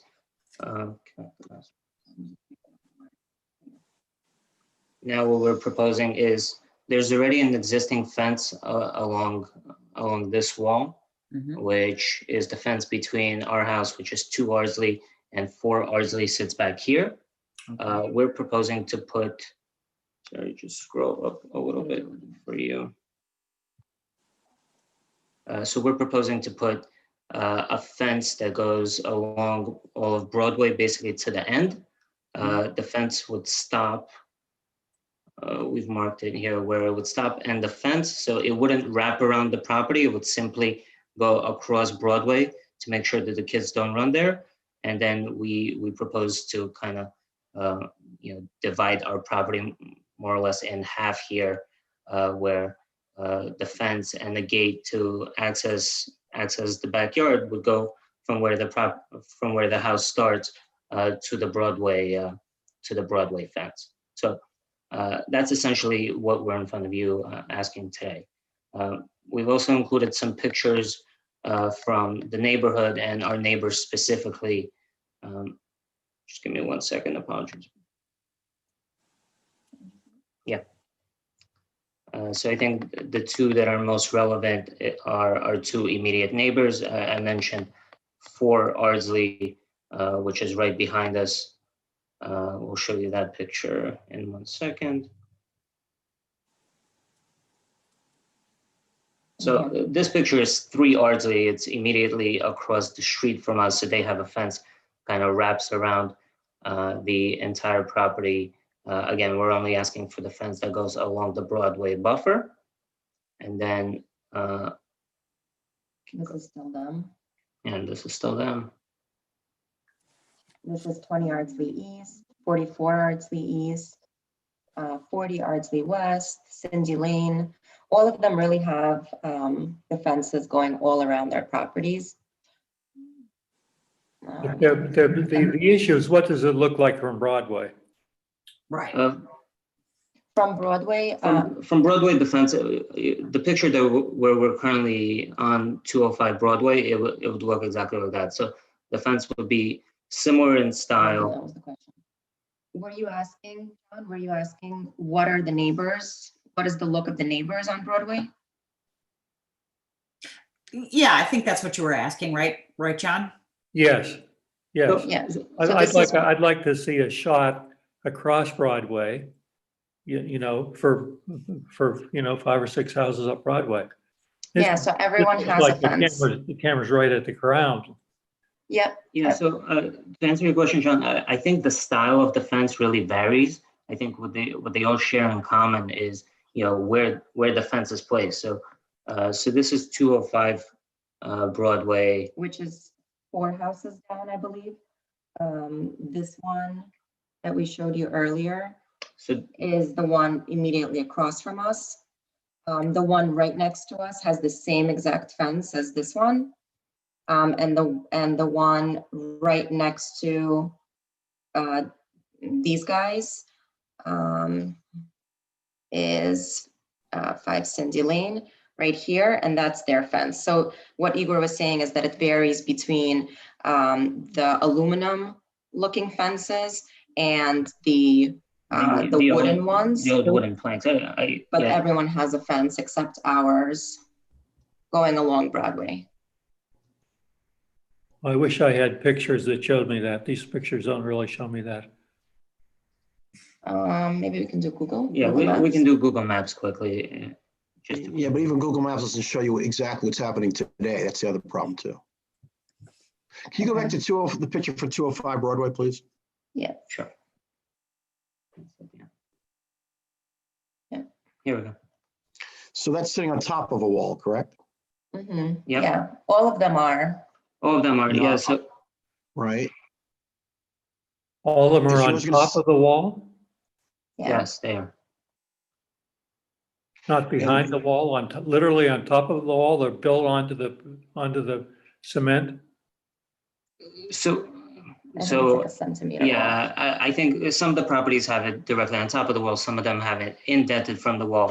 What we're proposing is to have it indented. So on this drawing over here, so he's saying new fence is 3 feet from the property line, which is in between the rock wall and the trees. So we're proposing not to put it exactly on the rock wall, but have it indented. Yeah, that makes sense. It does, yeah. So we, in that sense, I think we took a more conservative approach. Can you show us a picture of your existing fence? Is that going to remain in place? So Are you going to replace that with this new fence? the existing fence between us and our neighbors in 4. Well, you Yes. say existing fence at rear yard, right? That goes right through the Broadway buffer. What does that look like on your property now? I think it's a white. I don't know if this picture shows it. Let me see. It's a white. So can you tell right here? Yeah, No, you no. can tell. I can make it a bigger, but it's a little blurry. Apologies for that, but it's right okay. there. And that's what you're proposing to put up in the front? No, so we're proposing to Okay. put up an aluminum one Got it. because this one keeps falling, and those poor neighbors behind, we inherited this. And the poor neighbors behind us, were saying that it keeps falling and they keep having to fix, because it doesn't allow airflow, the material, the PVC. So, yeah. I think one of the comments that the ARB had when we were in front of them was, they had an issue with some of the fences that look like this because they don't feel like it's inviting for the neighborhood, that you basically can't see through it. So, I will tell you from an aesthetic standpoint, we also prefer the aluminum fence, but I think it's one that's consistent with some of the style in the neighborhood, and it's one that's probably more inviting for people driving in. So are you proposing doing the black aluminum fence to replace this white fence, right? Which you need a variance because you're going to be within the Broadway zone, and then wrapping around to that one location on Broadway. So you have one continuous nice fence of one type. Is that what you're proposing to do? So we were proposing to leave the existing fence in place. And Because you can't see it from the street. yeah, it's really just between us and the neighbors at 4 Ardsley. So we were gonna leave the existing fence and put the aluminum fence kind of along the Broadway buffer. You would also see it here, and then and on this side of the house, we were thinking of fencing in the backyard as well to make sure that the kids don't run out. That wouldn't require anything from us, that area, right? No, it wouldn't. I'm just telling you the scope of the work. Sure, yeah. Okay, any questions? Any other questions? The only thing I'm going to say is that this is, Broadway, particularly at the Ardsley location, is like the gateway to the village from the south, right, from Dobbs Ferry. And I've not driven past this. I don't know what the neighboring properties look like. I know it's probably important to get that fence up there sooner rather than later, but I mean, for me, I'd like the opportunity to go there on the outside, look at it. That's my request. I mean, other people can decide differently, but Yeah. I would feel more comfortable looking at it and seeing the 5 feet. Is that 5 feet now from the curb? From the sidewalk is going to be 5 feet high? Will it be 5 feet behind a wall that might be 2 feet high? How much of the fence are we going to see from the street? There's no sidewalk there on that Yeah, side of the street. there is no sidewalk, so we need the 5-foot fence to be from the ground, right? Okay, but you're going to be behind a wall though, correct? Correct. So you How would high see is a the wall, you would see a wall, and then you would see a 5-foot fence on top of it. Well, so the fence is going on top of the wall, you're saying? Behind the wall, but the wall is flush with our property. So we don't have a wall and then our property. It's literally flush with the grass. Well, there's a verge between your wall and Broadway. There's, To Artie's point, I agree with Artie's point. I think we can go out there and look, or you could take pictures from across Broadway. You could walk up the sidewalk on Broadway, shoot a picture across Broadway for 60, 70, 100 feet up, so we could see what's there. Or we could dispose. so well- this is literally this is what you would see from Broadway right here. This is us standing on Broadway and this is what you see. So that's there's our a front. I'm And sorry. the fence seems like would be between the wall and the trees is what Yes. you're saying. Correct. So here's the fence. We would go 3 feet in, so it would be as close to the trees as possible, and it would be 5 feet going up this way. Gotcha. So you're getting 5. So from your property, the kids will have 5 feet fence they have to get over, obviously. Correct. And our son is already 4 or something. So yeah. Yeah. Yeah, And from the house from across, the house I'm s- directly across the street on the corner, right across from us, with this wooden fence here, they have 6 feet. So, and they're completely like enclosed. So if you're kind of thinking about what the neighborhood, what the entry is, it's this house here. Right. So, and we're not going to approve another fence like that in front of your property. I can promise you that much. I No, mean, we wouldn't want That's why the wall is it. the way it is, yeah. we're trying to undo things like this, I guess, down Yeah, the road. yeah, Right. we wouldn't want it. No. I had a question. So just for clarification, the fence is gonna go in front of the trees, yeah, right, in front of the trees, and then not on the wall, but just to set back a little bit behind that wall, that existing wall? Yep. that's right. All right. It would go 3 feet in from the wall, as close to the trees as we could possibly get it, which is 3 feet. So theoretically, somebody on Broadway can hop onto that wall, say a emergency guy or whatever it is, hop on the wall, walk the 1 foot, and then hop over the 5-foot fence. They need it the other way. Correct. Yeah, I mean, they could hop on the wall and they would have 3 feet between where they hop up and to get to the Right. fence. So it's not like a 7-foot barrier you're creating from the street. Absolutely not. No, it's probably a 3 to 4 foot barrier, and then 3 feet, and then a 5-foot barrier. Right. And is your wall the same height along the whole stretch of your property on Broadway? Yes. Okay. And how about what the fence, I guess that's the ARB, but can we look at the fence you're proposing? Yeah. Of course. And we're very much open to, like, we don't really care what kind of fence. Any of these aluminum ones work for us as long as our kids can't like climb over them. Right. We're fine. Yeah. So something like this would be out. Yeah, because they can hurt themselves on those little sticks. So we were proposing the left bottom, the S9. Wait, this left bottom. So anything that's kind of flat on top, nothing that has sharp points, just simply so they can't climb over. He's almost 5, so he's a little mischievous. And he's already fallen right off the driveway and broken his clavicle and had to get stitches.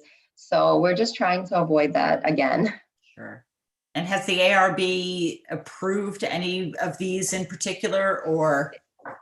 They said that they like the fence style, Okay. but they were waiting for the zoning board to make sure that you guys are comfortable with putting something, along Broadway. And then they asked us to come back Yeah. again and they would vote that way. So we were at the last ARB meeting and we tried to take an interim step just so the kids have an area to play in until we went in front of you. And Yeah, they wanted us to go to zoning and then come back. Got it.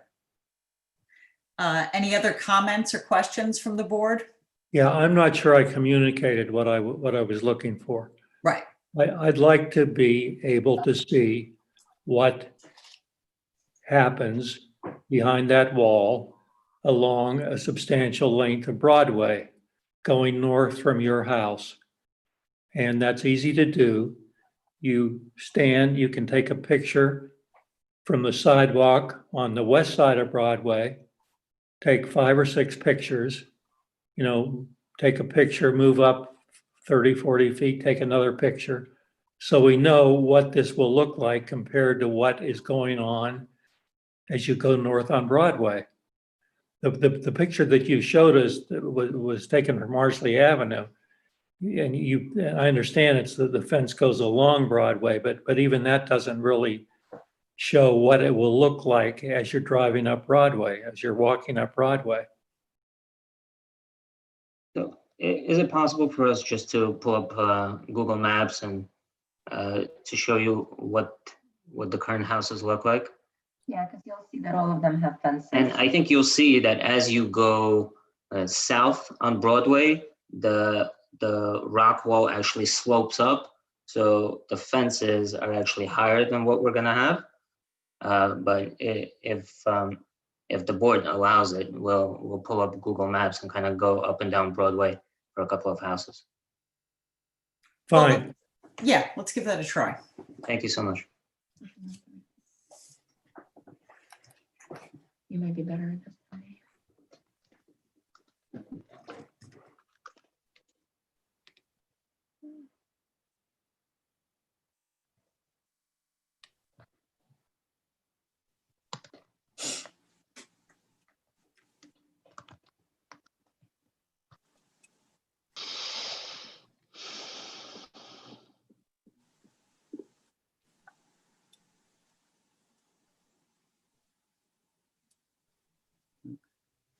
Get to Broadway?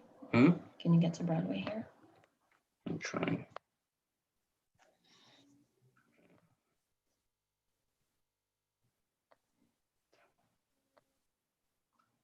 So this is the corner of Ardsley Avenue East and Broadway. This is our property. Yep. Right. So you can see we have no fence there. Yep. This is 4 Ardsley Avenue East. And that's the back of your fence, the white fence you talked about earlier. Correct. Correct. That's right. Okay. They have the wooden. So what's across the street? Can you go across the street real quick? See what's right across the street? Be careful, there's a car coming. I promise I'm not doing this on purpose. Let me but- try. there. It's not cool, man. Okay. Right. So there's the right. That's the fence. wall. It's about the wall, like 4 feet high or so, right? Just about. Yep. Yeah. Yep. But on your side, looks like there's a fence, a black fence coming up, right? Yeah, Yeah. and So on across our side across the is street, all- they have a sidewalk, so we have no sidewalk. So there's that wood fence we just saw before now. Yep. So as you said, the wall gets higher. So yeah, the wall slopes up. This is the fence. It's probably about 8 or 9 feet here, and they have Yeah. a fence on top of that. The fence is right on top of the wall there, right? Yep. Okay. So as we go further, These guys have a deer fence. yeah, You so just can't see it. there is a fence here. It's tough to make out, but there is a fence starting here. I don't know Yep. if you could make out. So those are 3 houses going this way. I'll go in the other direction from our corner now. So you're on, this is the opposite, the right side's the opposite side of the street from you guys, right? That's right. So Okay. again, this is our property. This is Ardsley East and Broadway. This is the house that we were referencing earlier. Correct, This is yep. 3 Ardsley. So We don't that's want the to see fence. that, we don't want to see that fence anymore, we said. Don't. That's show a us. terrible fence. That's a terrible fence.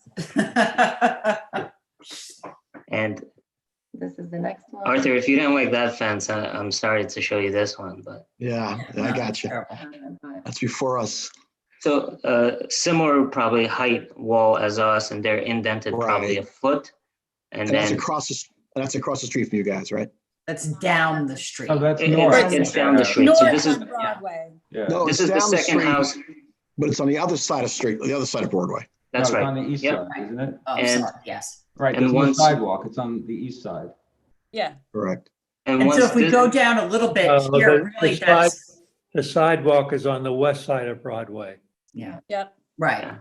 And this is the house, this fence transitions into the same kind of style of fence that we want. So And that's those more are- of what you're looking to do, right? Recessed from the street a little Right. bit.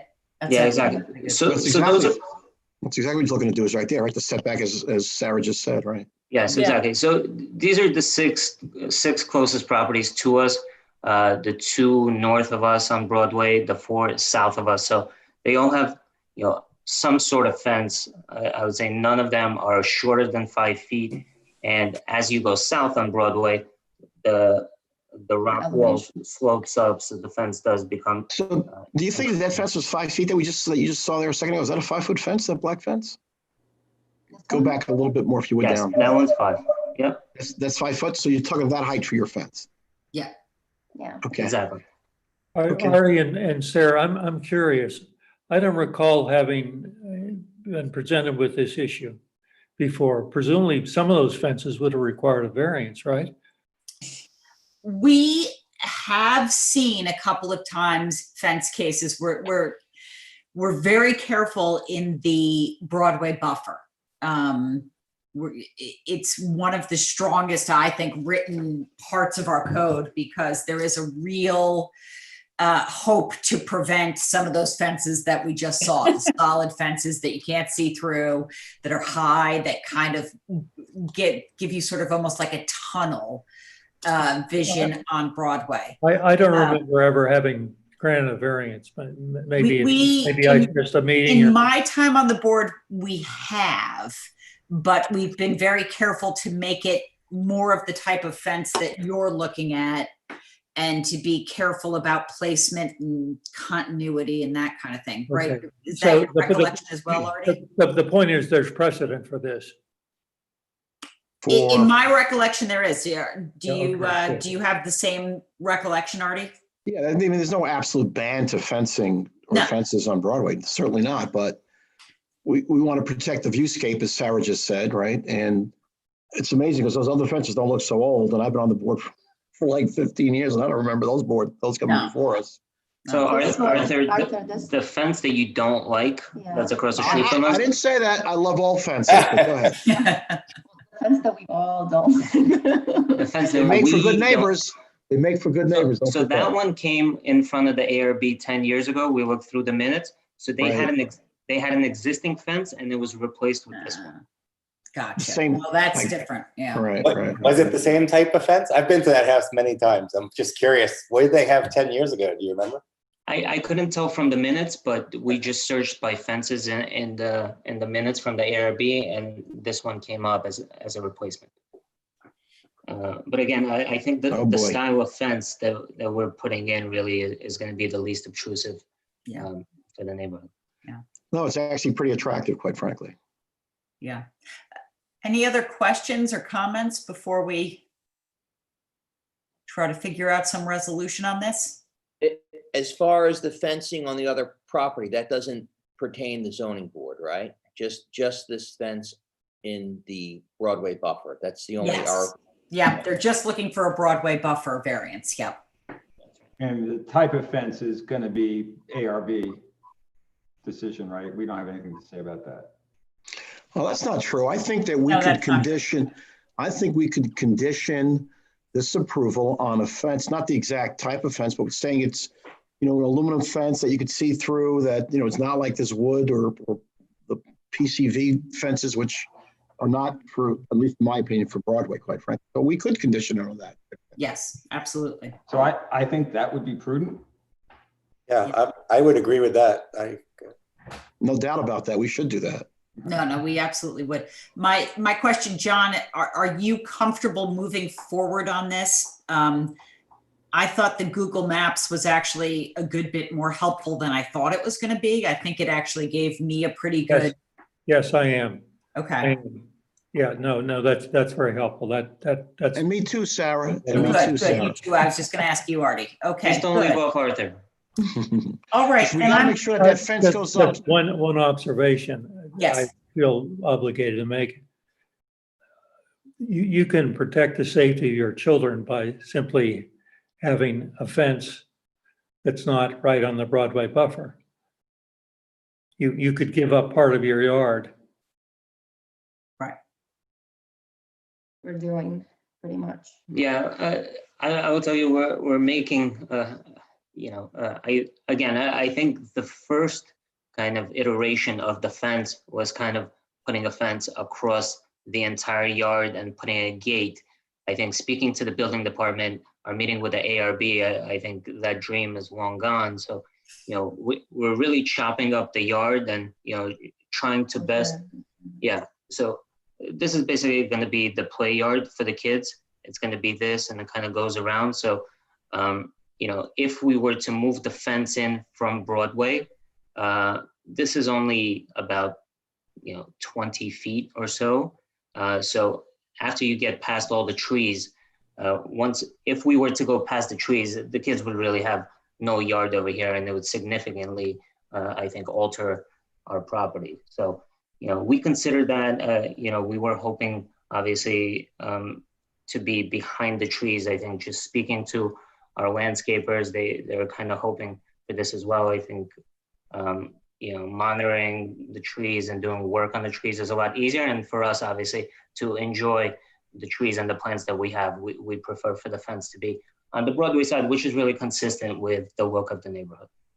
As Igor was saying, that we are chopping up, unfortunately, the property in half to try to get them some sort of protection, because, we really would have wanted to do similar to 5 Cindy Lane, which has it all around the property, and they would have ample space to play. Like this, it's really, half of their play space, because unfortunately we don't have a designated backyard. It's really just the 2 side yards.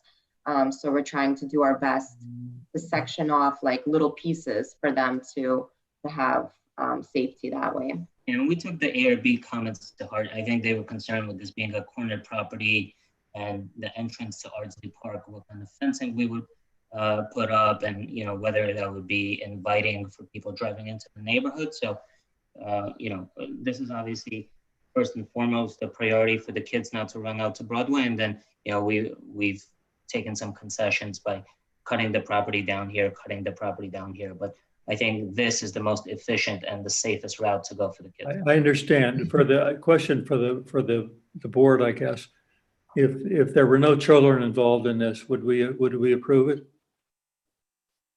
I would.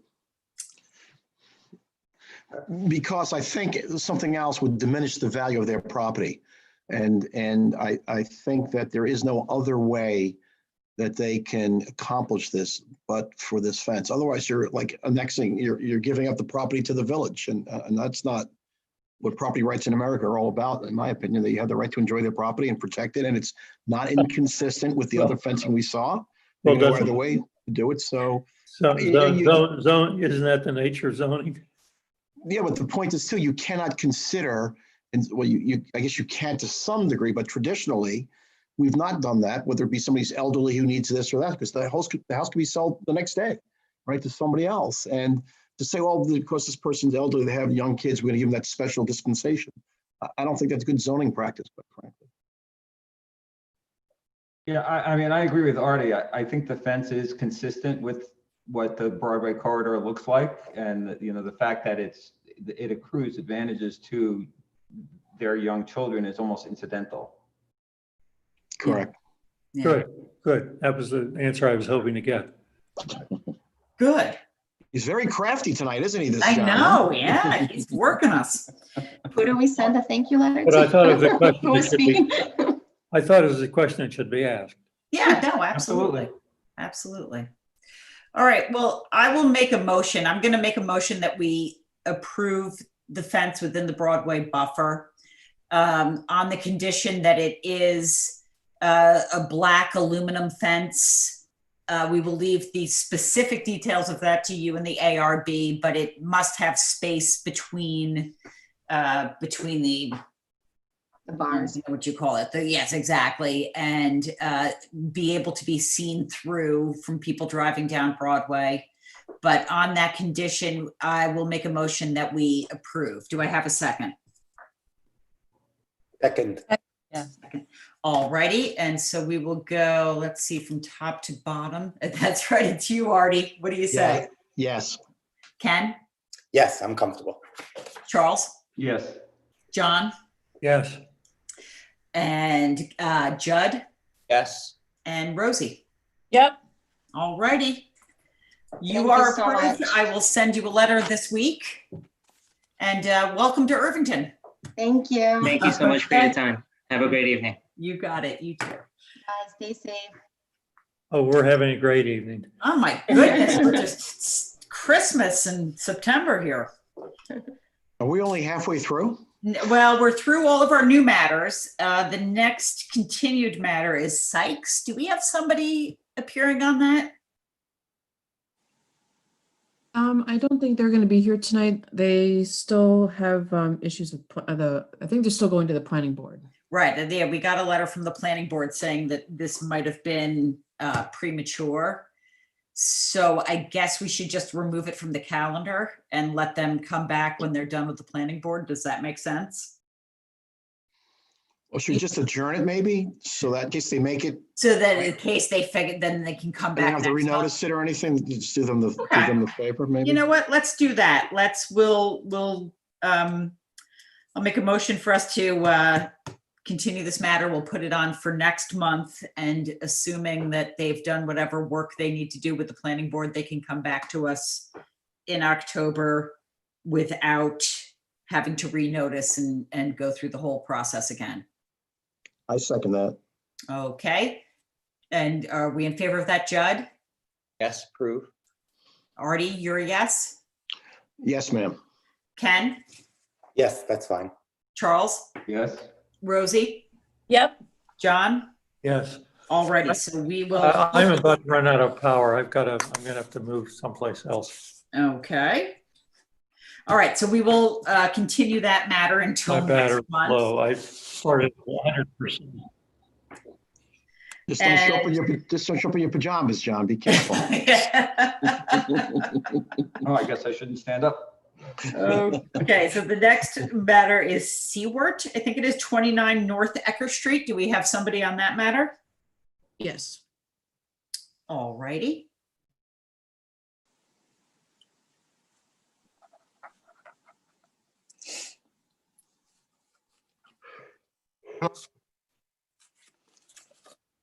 All righty, hello.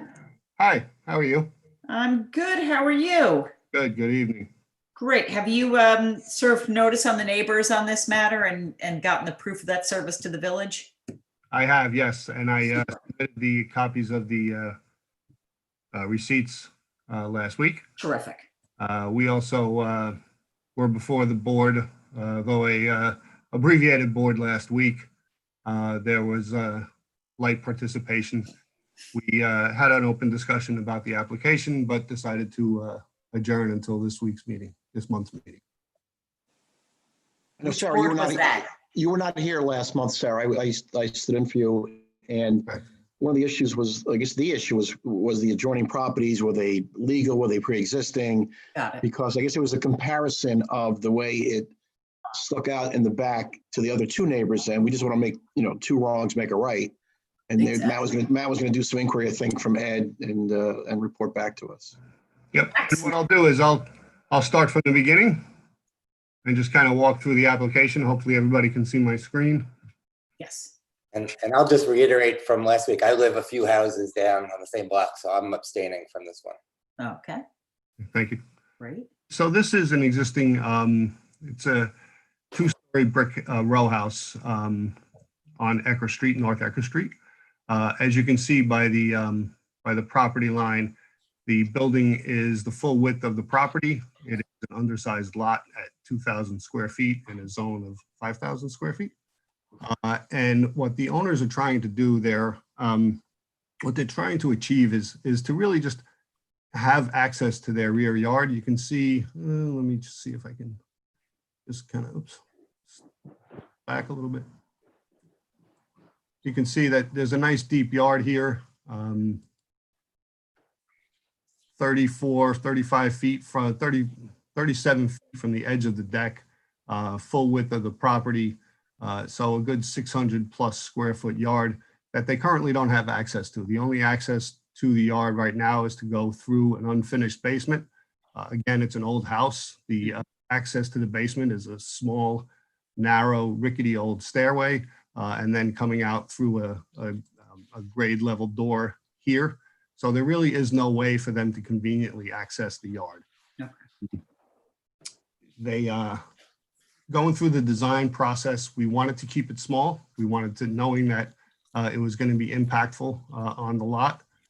We really just kind of minimized the size, kept it within the existing, and there's a little bit of a setback here, but keeping the lines of the existing property, minimizing the stair by just having a straight run stair and not having to have landings where there were turns and things like that. So the goal all along was to minimize the size and to minimize the impact. The neighbors to the north, this gentleman, Even Kale, his name is, he's got a larger lot. His property, and I'll show this in a second, his property, his built property extends beyond this deck. There's a one-story addition in the back. I can, like I said, I'll show that in a second. And the neighbor to the north, to the south, sorry, the Murphy, they do have an enclosed one-story addition that goes slightly past this deck. We wanted to pull it back from that edge. So again, trying to be respectful of the adjoining properties. Both neighbors are not opposed to the application. In fact, Mr. Kale, as you can see, there is, because the property goes the full length, the house goes the full length of the property, we need to access the backyard for construction through his property. Planning required us to get approval from him, which we did, and he is supportive of the application, as is the Murphys. Just one other thing I just wanted to touch on.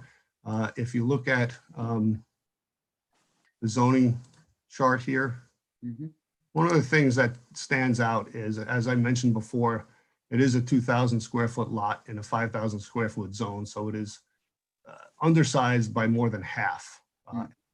Unfortunately, we are still restricted by the same ordinances as if it were a 5,000 square foot lot. And therefore, there are quite a few non-conformances that we've had to deal with. If you look at, for instance, the side yard setbacks, 10 feet on a 20-foot lot, it's basically an unbuildable lot.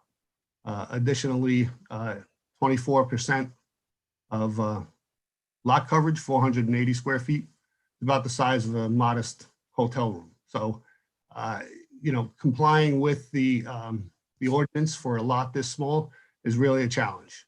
And again, the owners really just want a small, modest deck. It's going to be open underneath. There's going to be no cover.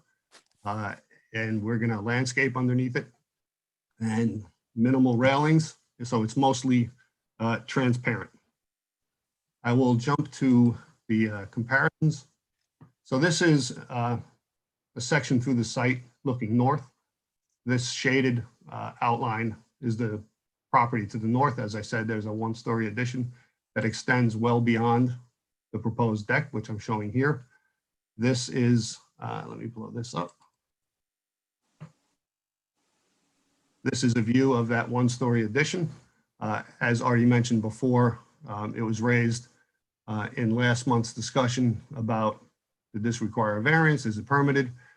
The research I did could not find a permit for this, so it's probably undocumented. But it's still there, and we are still, again, staying within the lines of that profile. Matt, could that mean that it was built many years ago before it required a permit or before the zoning was in place, or do you have any idea? And I'll show you that I have the property cards, so we'll look at those. Okay. There's no evidence of a permit for that piece of the property. But again, do you know if it was built recently? I mean, I don't know if you know. Or No, yes. it wasn't. It was Probably not, because the property card shows it, but doesn't have any, there are no recent permits taken out for it. So you said the property card shows it, so it was pre-existing to the property card. Yes. And when was the property cards done, in the 50s or later? Or? Yeah, it's a good question. Let me just jump ahead to that. think that was. So this, I mean, to interrupt your flow, if you want to take your, well, it's 10 o'clock. Don't take your time too much, but okay. take whatever you need. No, I know it's getting late, but this is the property card. No, it's okay. The section here, I can't see the property card. oh, I got to share. I'm sorry.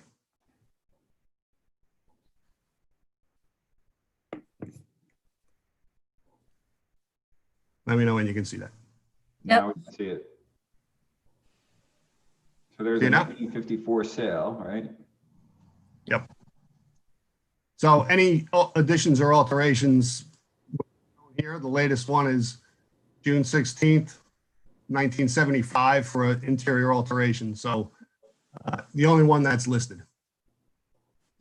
Which means that this pre-existed the property card. Correct. Okay. All right. I'll jump back to that in a second. But the point I was trying to make is that we are staying within the profile of that building. Again, this is the building to the north, and these are the properties to the west on, I think that's Dutcher Street. Right. And the point that I wanted to make from last month, Matt, was that we're not going to embrace an illegally created zoning violation with a permissible zoning violation, a variance, I should say. So Right. This evidence seems to be this thing was done way back when, didn't require a variance, probably wasn't permanent because it predates that. In fact, what's the thing where it says measured in the middle, just below the diagram? It says June 28th, 50. Is that a year? 1956. Sorry, show me. Do you see that there? Sorry. Just below and to the right of the diagram, the plot. There's a little white box. There you go. You were just there, Matt. And it says 6/28/56. Does that mean that was measured? Those measurements are from 1956, do you think? Probably, yes. That's probably when this was documented, 1956, correct. Okay. Okay. Do we think this diagram is actually showing that one-story structure? It's not. It's not Right. accurate. There you go. That's a good point. Yeah. No, it's not accurate. But let me go back. But good point. So that goes the other way then, huh, Charles? Right. Just collecting evidence. So Yeah, I got again, you. this is now a section through the site looking south. Subject property is here. This is the front porch. This is Ecker Street. And there's a one-story addition, again, to the south. This is the Murphy residence, and this photo shows that one-story addition. We are staying within the boundaries of that one-story addition. This, however, is permitted, and I will show that in a second. And then over here, again, it's just sort of a conceptual view of the bulk of the adjacent properties. This one is 31. This is a little bit more accurate presentation of what's actually built. This is the Murphy property to the south, and these are the two properties on the west side. I will now go back to that other presentation for a second. So again, based on the conversation that we had in the previous month, just to share some of these, let's see if I can get this over a little bit, sorry. So this is the subject property here, 29 North Ecker. 30 North Ecker is the one we just looked at the property card for. Again, it does not have a permit for that one-story addition. You can't see it here because of that tree. This is the property to the south, 27 North Ecker. That's that one-story addition that we talked about. Additionally, 23 North Ecker, I wanted to highlight this one. 2 doors down, this is a covered deck that's in that rear yard. I've got the information for that. That is permitted. And during my research, I also came across 18 North Ecker, which, as you can see here, is the full width and full depth of the property, 100% coverage. And also 16 North Dutcher, which I pulled up only because it is a good sized deck. It is a conforming lot, however, it's a 5,000 square foot lot. So for another view of this, these are the properties highlighted here is the subject property. 27 with that addition, 31 where you can see a little bit more accurately where that one-story addition is here. This 16 North Dutcher does not show the deck, and 18 North Ecker, again, the full 100% coverage, and these are all permitted. So you're saying 27 North Ecker is legit, to put it another way? Correct. Again, just to kind of calculations, subject property, the existing coverage is 936 square feet. Again, 2,000 square foot lot. It is a small lot in a larger zone. The proposed increase is only 186 square feet. Again, it is mostly transparent. It is above the ground, and it has a railing, no cover. So the total proposed coverage, 1122, 56% total coverage. 31 North Ecker, which we talked about previously, has 34% coverage, but again, it is almost it is a lot that is almost twice the size. And then 27, which is the property to the immediate south, also a 2,000 square foot lot. Principal coverage is the same. It's the same house, basically. They're adjoining. And there is that 327 square foot rear addition. The addition was permitted in 1979, and then there was an improvement to it in 1981. Matt, do you know whether there was a variance in that at all? Would you know that? Well, so what I will say, Artie, is that, again, based on this property card, doesn't show it. But if I zoom in here, you'll see some notes here. So 1979 enclosed area under the porch, 1973 open porch enclosed, 1981 enclosed porch 13 by 15. Again, it's not the outline drawn, but you can see it on this map where it is. So those notations you believe led to what's there now? Yes. And Okay. they do not predate the zoning ordinance, which I think was 1964 off the top of my head. Don't know when the zoning board was established. The zoning ordinance, from what I understood, was in the mid 60s when it was initially established. So Matt, where you seem to be noted under alterations and additions, right? On the right-hand side? Yep. Yeah. Right. See? Can we get there? Yeah, you can get, right. Sorry. There. Can you lift it up a little bit, Matt, so I can see a little bit better, please? Is that good?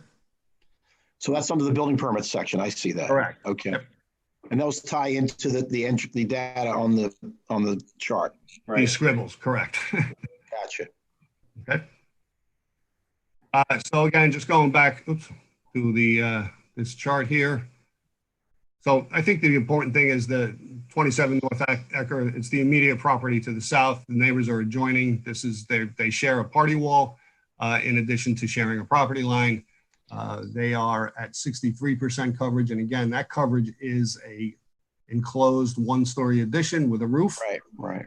And it is also has a lower level. That is, and it's legal, and there's no objection from those folks or the other folks. Correct. Right. To what you want to do. Okay. Exactly. 23, this is the one that's 2 doors down, has a large deck, 182 square feet, permitted in 2007. I can show you the property card. What about Ken's house? Is that all permitted the right way? Can you take a look at that one? I'm only kidding. Sure. No, we don't want to do that. Don't open up that can of worms. Leave them alone. And then again, Artie, we had an appeal before the Board of Trustees from the ARB last night. We're oh, brother, I didn't know that. So that was just a lucky shot. We're okay. Okay, I'm sorry. It's all right. Again, so yeah, 23 North Ecker. This is that deck. Was permitted in 2007. Total of 55 square feet, 55%, sorry, of lot coverage. 18 North Ecker. This is that one that is, the full width and full depth of the lot. Permitted in 1995. But 23 is almost identical to 29, right? Yes, seems like. Yes, exactly. They're basically identical. And then lastly, 16 North Ecker, again, 16 North Ecker, this is a full-size lot, 5,000 square feet. However, the deck was permitted in 1995 for 363 square feet, which would have put... Who the heck did that one? Who was there in 1995? Which would have put it over 24%. So I don't think this application is going to produce any undesirable change to the neighborhood. It is a modest proposal. Again, we tried to keep this as small as possible, yet still make it practical and feasible to build. The benefits sought to have access to that yard, I don't think can be achieved any other way. Just think about how people, which all of the neighboring properties seem to have, how people want to access their yards. Going through the basement is not really a practical way to do that. The variance looks substantial in numbers, yes, but again, it's a small lot that has to comply with restrictions that are meant for much larger properties. And a lot of the high numbers are as a result of the existing coverage, which is well over the requirement already. I don't see an adverse effect or impact on the environment of the neighborhood. We're not doing any excavation. We're not doing any regrading. There are no trees or any vegetation that need to be removed. As I said before, the neighbors are all in support of this. And I don't think this has been self-created, except in the fact that they want to have access to a nice deep yard, similar to everybody else in the neighborhood. Could they have access, avoid going through the basement with a smaller deck? Yes, but again, once you cut the opening in the rear wall, once you build the stairs, once you build a fence, a railing, once you do the excavation for the footings, it's really an opportunity to just make something that's right rather than just have a landing off the back door. So the answer to my question is yes. Yes, it is.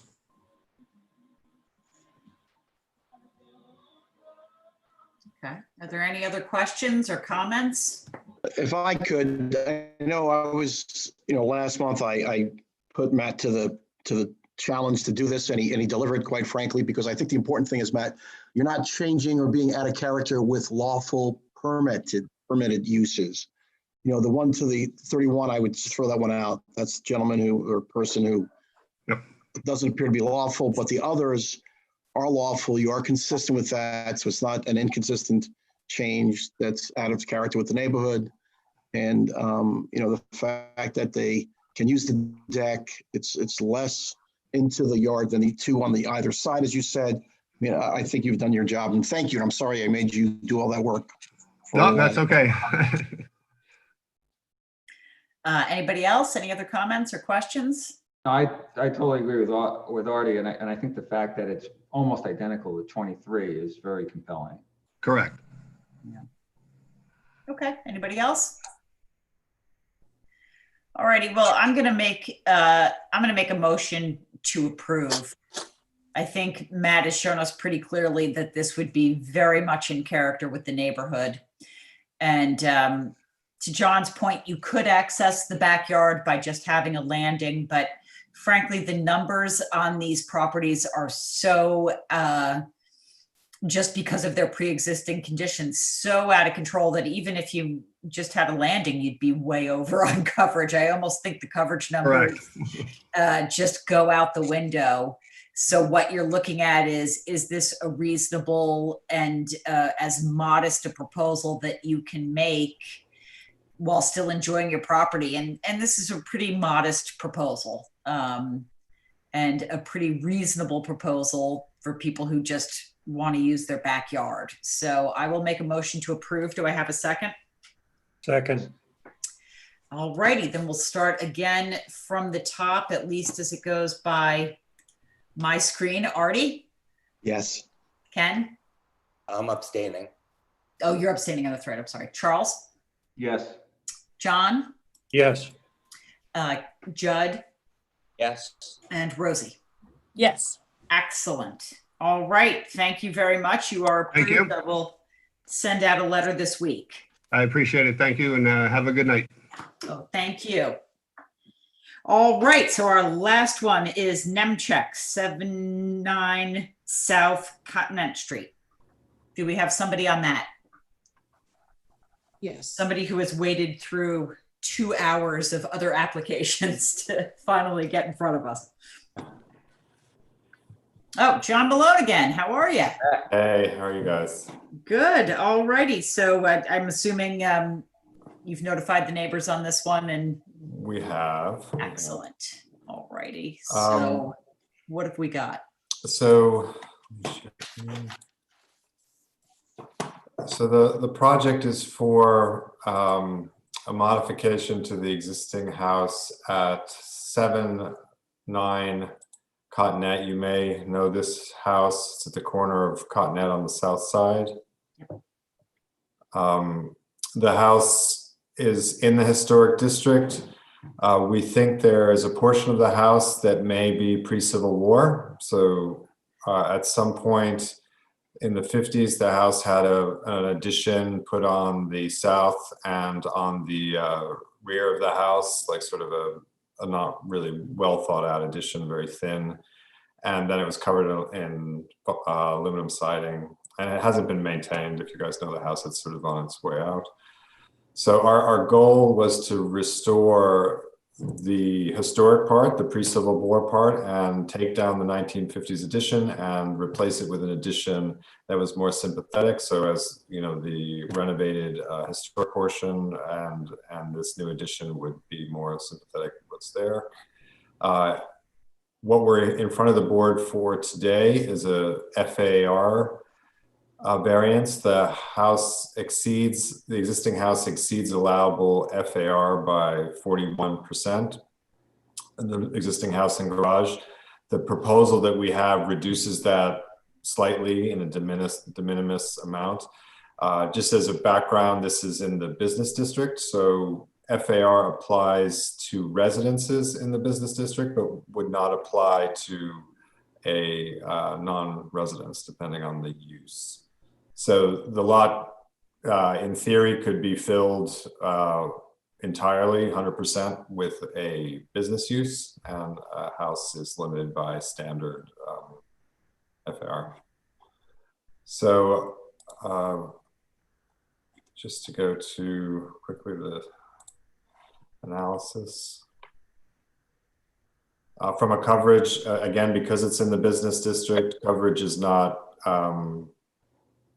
really limiting. The proposed project is only at about 50% of allowable coverage, because the coverage is, the majority of the lot could potentially be covered. So the FAR condition, you'll see it was a approximately 4,100 square feet. The existing our reduction is, brings it down to 40, but it's in a similar, basically similar volume to what's there. The location of the addition is in approximately the same place. So if you see the existing house here, the limit of the historic house is approximately here. And then this is the 1950s addition. This is the side that faces Cottonette Street. Right. And then what we're proposing to do is take that piece down and replace it with an addition in a similar place, but it's sized and constructed to work better. Again, the side that you see from on your way down Main Street, this is the existing elevation that's there now. Again, everything to the south of this chimney here is 1950s addition, and the front of this piece, this whole piece here is also very narrow, like a 6-foot wide addition from the 50s. So those parts are going to be removed, and this is the proposed addition on this side. From a site plan perspective, there is a modification to some of the volume, which I can show you here. I apologize, this site plan shows 2 phases. So if we look at the first phase first, you'll see this is the proposed new addition is hatched here, and the unhatched portion of the building is the historic portion of the building. This dotted line here underneath shows the old building that's coming down. That building was 2 stories. all the way through. This portion is 1 story and the other portion is 2 story. The second phase includes a removal of an existing garage at the back corner of the property, and it's being brought forward. The reason for the relocation of the garage is to make a yard. This house was a 2-family house with a very large parking area. Basically the whole rear or side yard, whatever you want to refer to this, is paved right now. So moving the garage forward allows us to reduce the amount of pavement and green the yard so that there's a green play area. Nice. And so we are just looking at FAR. You're just looking at FAR, yep. And it's a reduction because it's currently non-conforming, correct? Right. Okay. And it looks very nice, quite frankly, but, well, thank you, John. Yeah. Anybody have any questions for John or comments?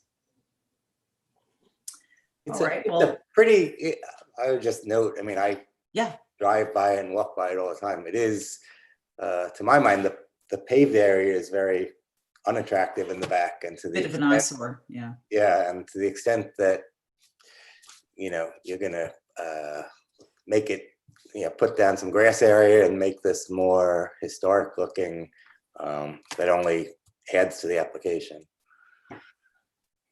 Great. Anybody else? Well, I don't know if it's because it's late or I'm feeling generous, or if it's because you're actually reducing the amount of FAR, but I'm going to make a motion to approve. Do I have a second? I'll second it. I'm sorry. If somebody else wants to take it, go right ahead. No, that's great. So I think I will start from the bottom this time. How about Rosie? What do you say? Yes, for me. And Judd? I guess we're switched around here a little bit, but that's okay. Yeah, that's right. That's Yeah, right. let's get switched Stacked around. differently. I was doing that out of habit, but that's all right. Question on the AC pad. Oh, yeah. The AC pad, because it looks like the home right now does not have central air. So part of this proposal is central air. Is that right, John? Yeah, there is central air added to it, but the AC pad is related to the coverage number. So Look, does the locate, I mean, I guess does it matter? It's in the business district, but location of that AC pad, is that being on Broadway? Are there any other locations for that, or is that where it has to go? it doesn't have to go there. We actually, because of the location of that wall, the high wall, and the screening that's proposed, we think, and these are they are Mitsubishi heat pump type AC units. So they're a small, quiet one that can be easily screened. So we think that it's not a big impact. We think on the south side of the house, we would have had to bring the line sets through the crawl space and extend the line sets, but also I think it may have more impact on Cottonette than it will on the Main Street side. Sorry to interrupt. I just. No, it's fine. That's No, okay. no big deal. Okay. I agree. I'll approve this. And Okay. Judd, you already said, I thought you said Broadway, Judd. Did you say Broadway by mistake? It's Main not near Street. Broadway. Main Okay. Street. Main Street, yeah. Yeah. John? Yes, I think you made the key point. It's reducing slightly. Yep. And certainly an improvement. So yes. Absolutely. Charles? Oh, yes. Ken? Yes. And Artie, what about you? Yeah. Yes, of course. Alrighty. All right, you are approved, and I will send out the letter this week. Thanks. And just I know it's late, but you were asking about the coverage and how those things got built in the village at that amount. The actual change in the local law was in 2011. And the change was the coverage law had a base level of coverage, which was based on a 5,000 square foot lot, and you weren't, that base level of 1,200 square feet in the village wasn't reduced if you had a substandard lot. So basically all of those lots had 1,200 square feet allowed. And then in 2011, the code was changed to basically reduce coverage for substandard lots. So the village basically took a coverage reduction of about 50% from 1,200 to 600 on standard. So that's why you're seeing those coverage numbers that are so nutty. Just as an aside. When you get the order, get out of the room. I'm sorry. You guys already seemed interested, so I was just giving my 2 cents. That was a half an hour ago, John. I'm not interested anymore. All right, so I'll let you go. All right. Well, thank you, and thanks everybody. This was a long one, but we got through a lot of stuff, and thank you very much. I'll see you next month.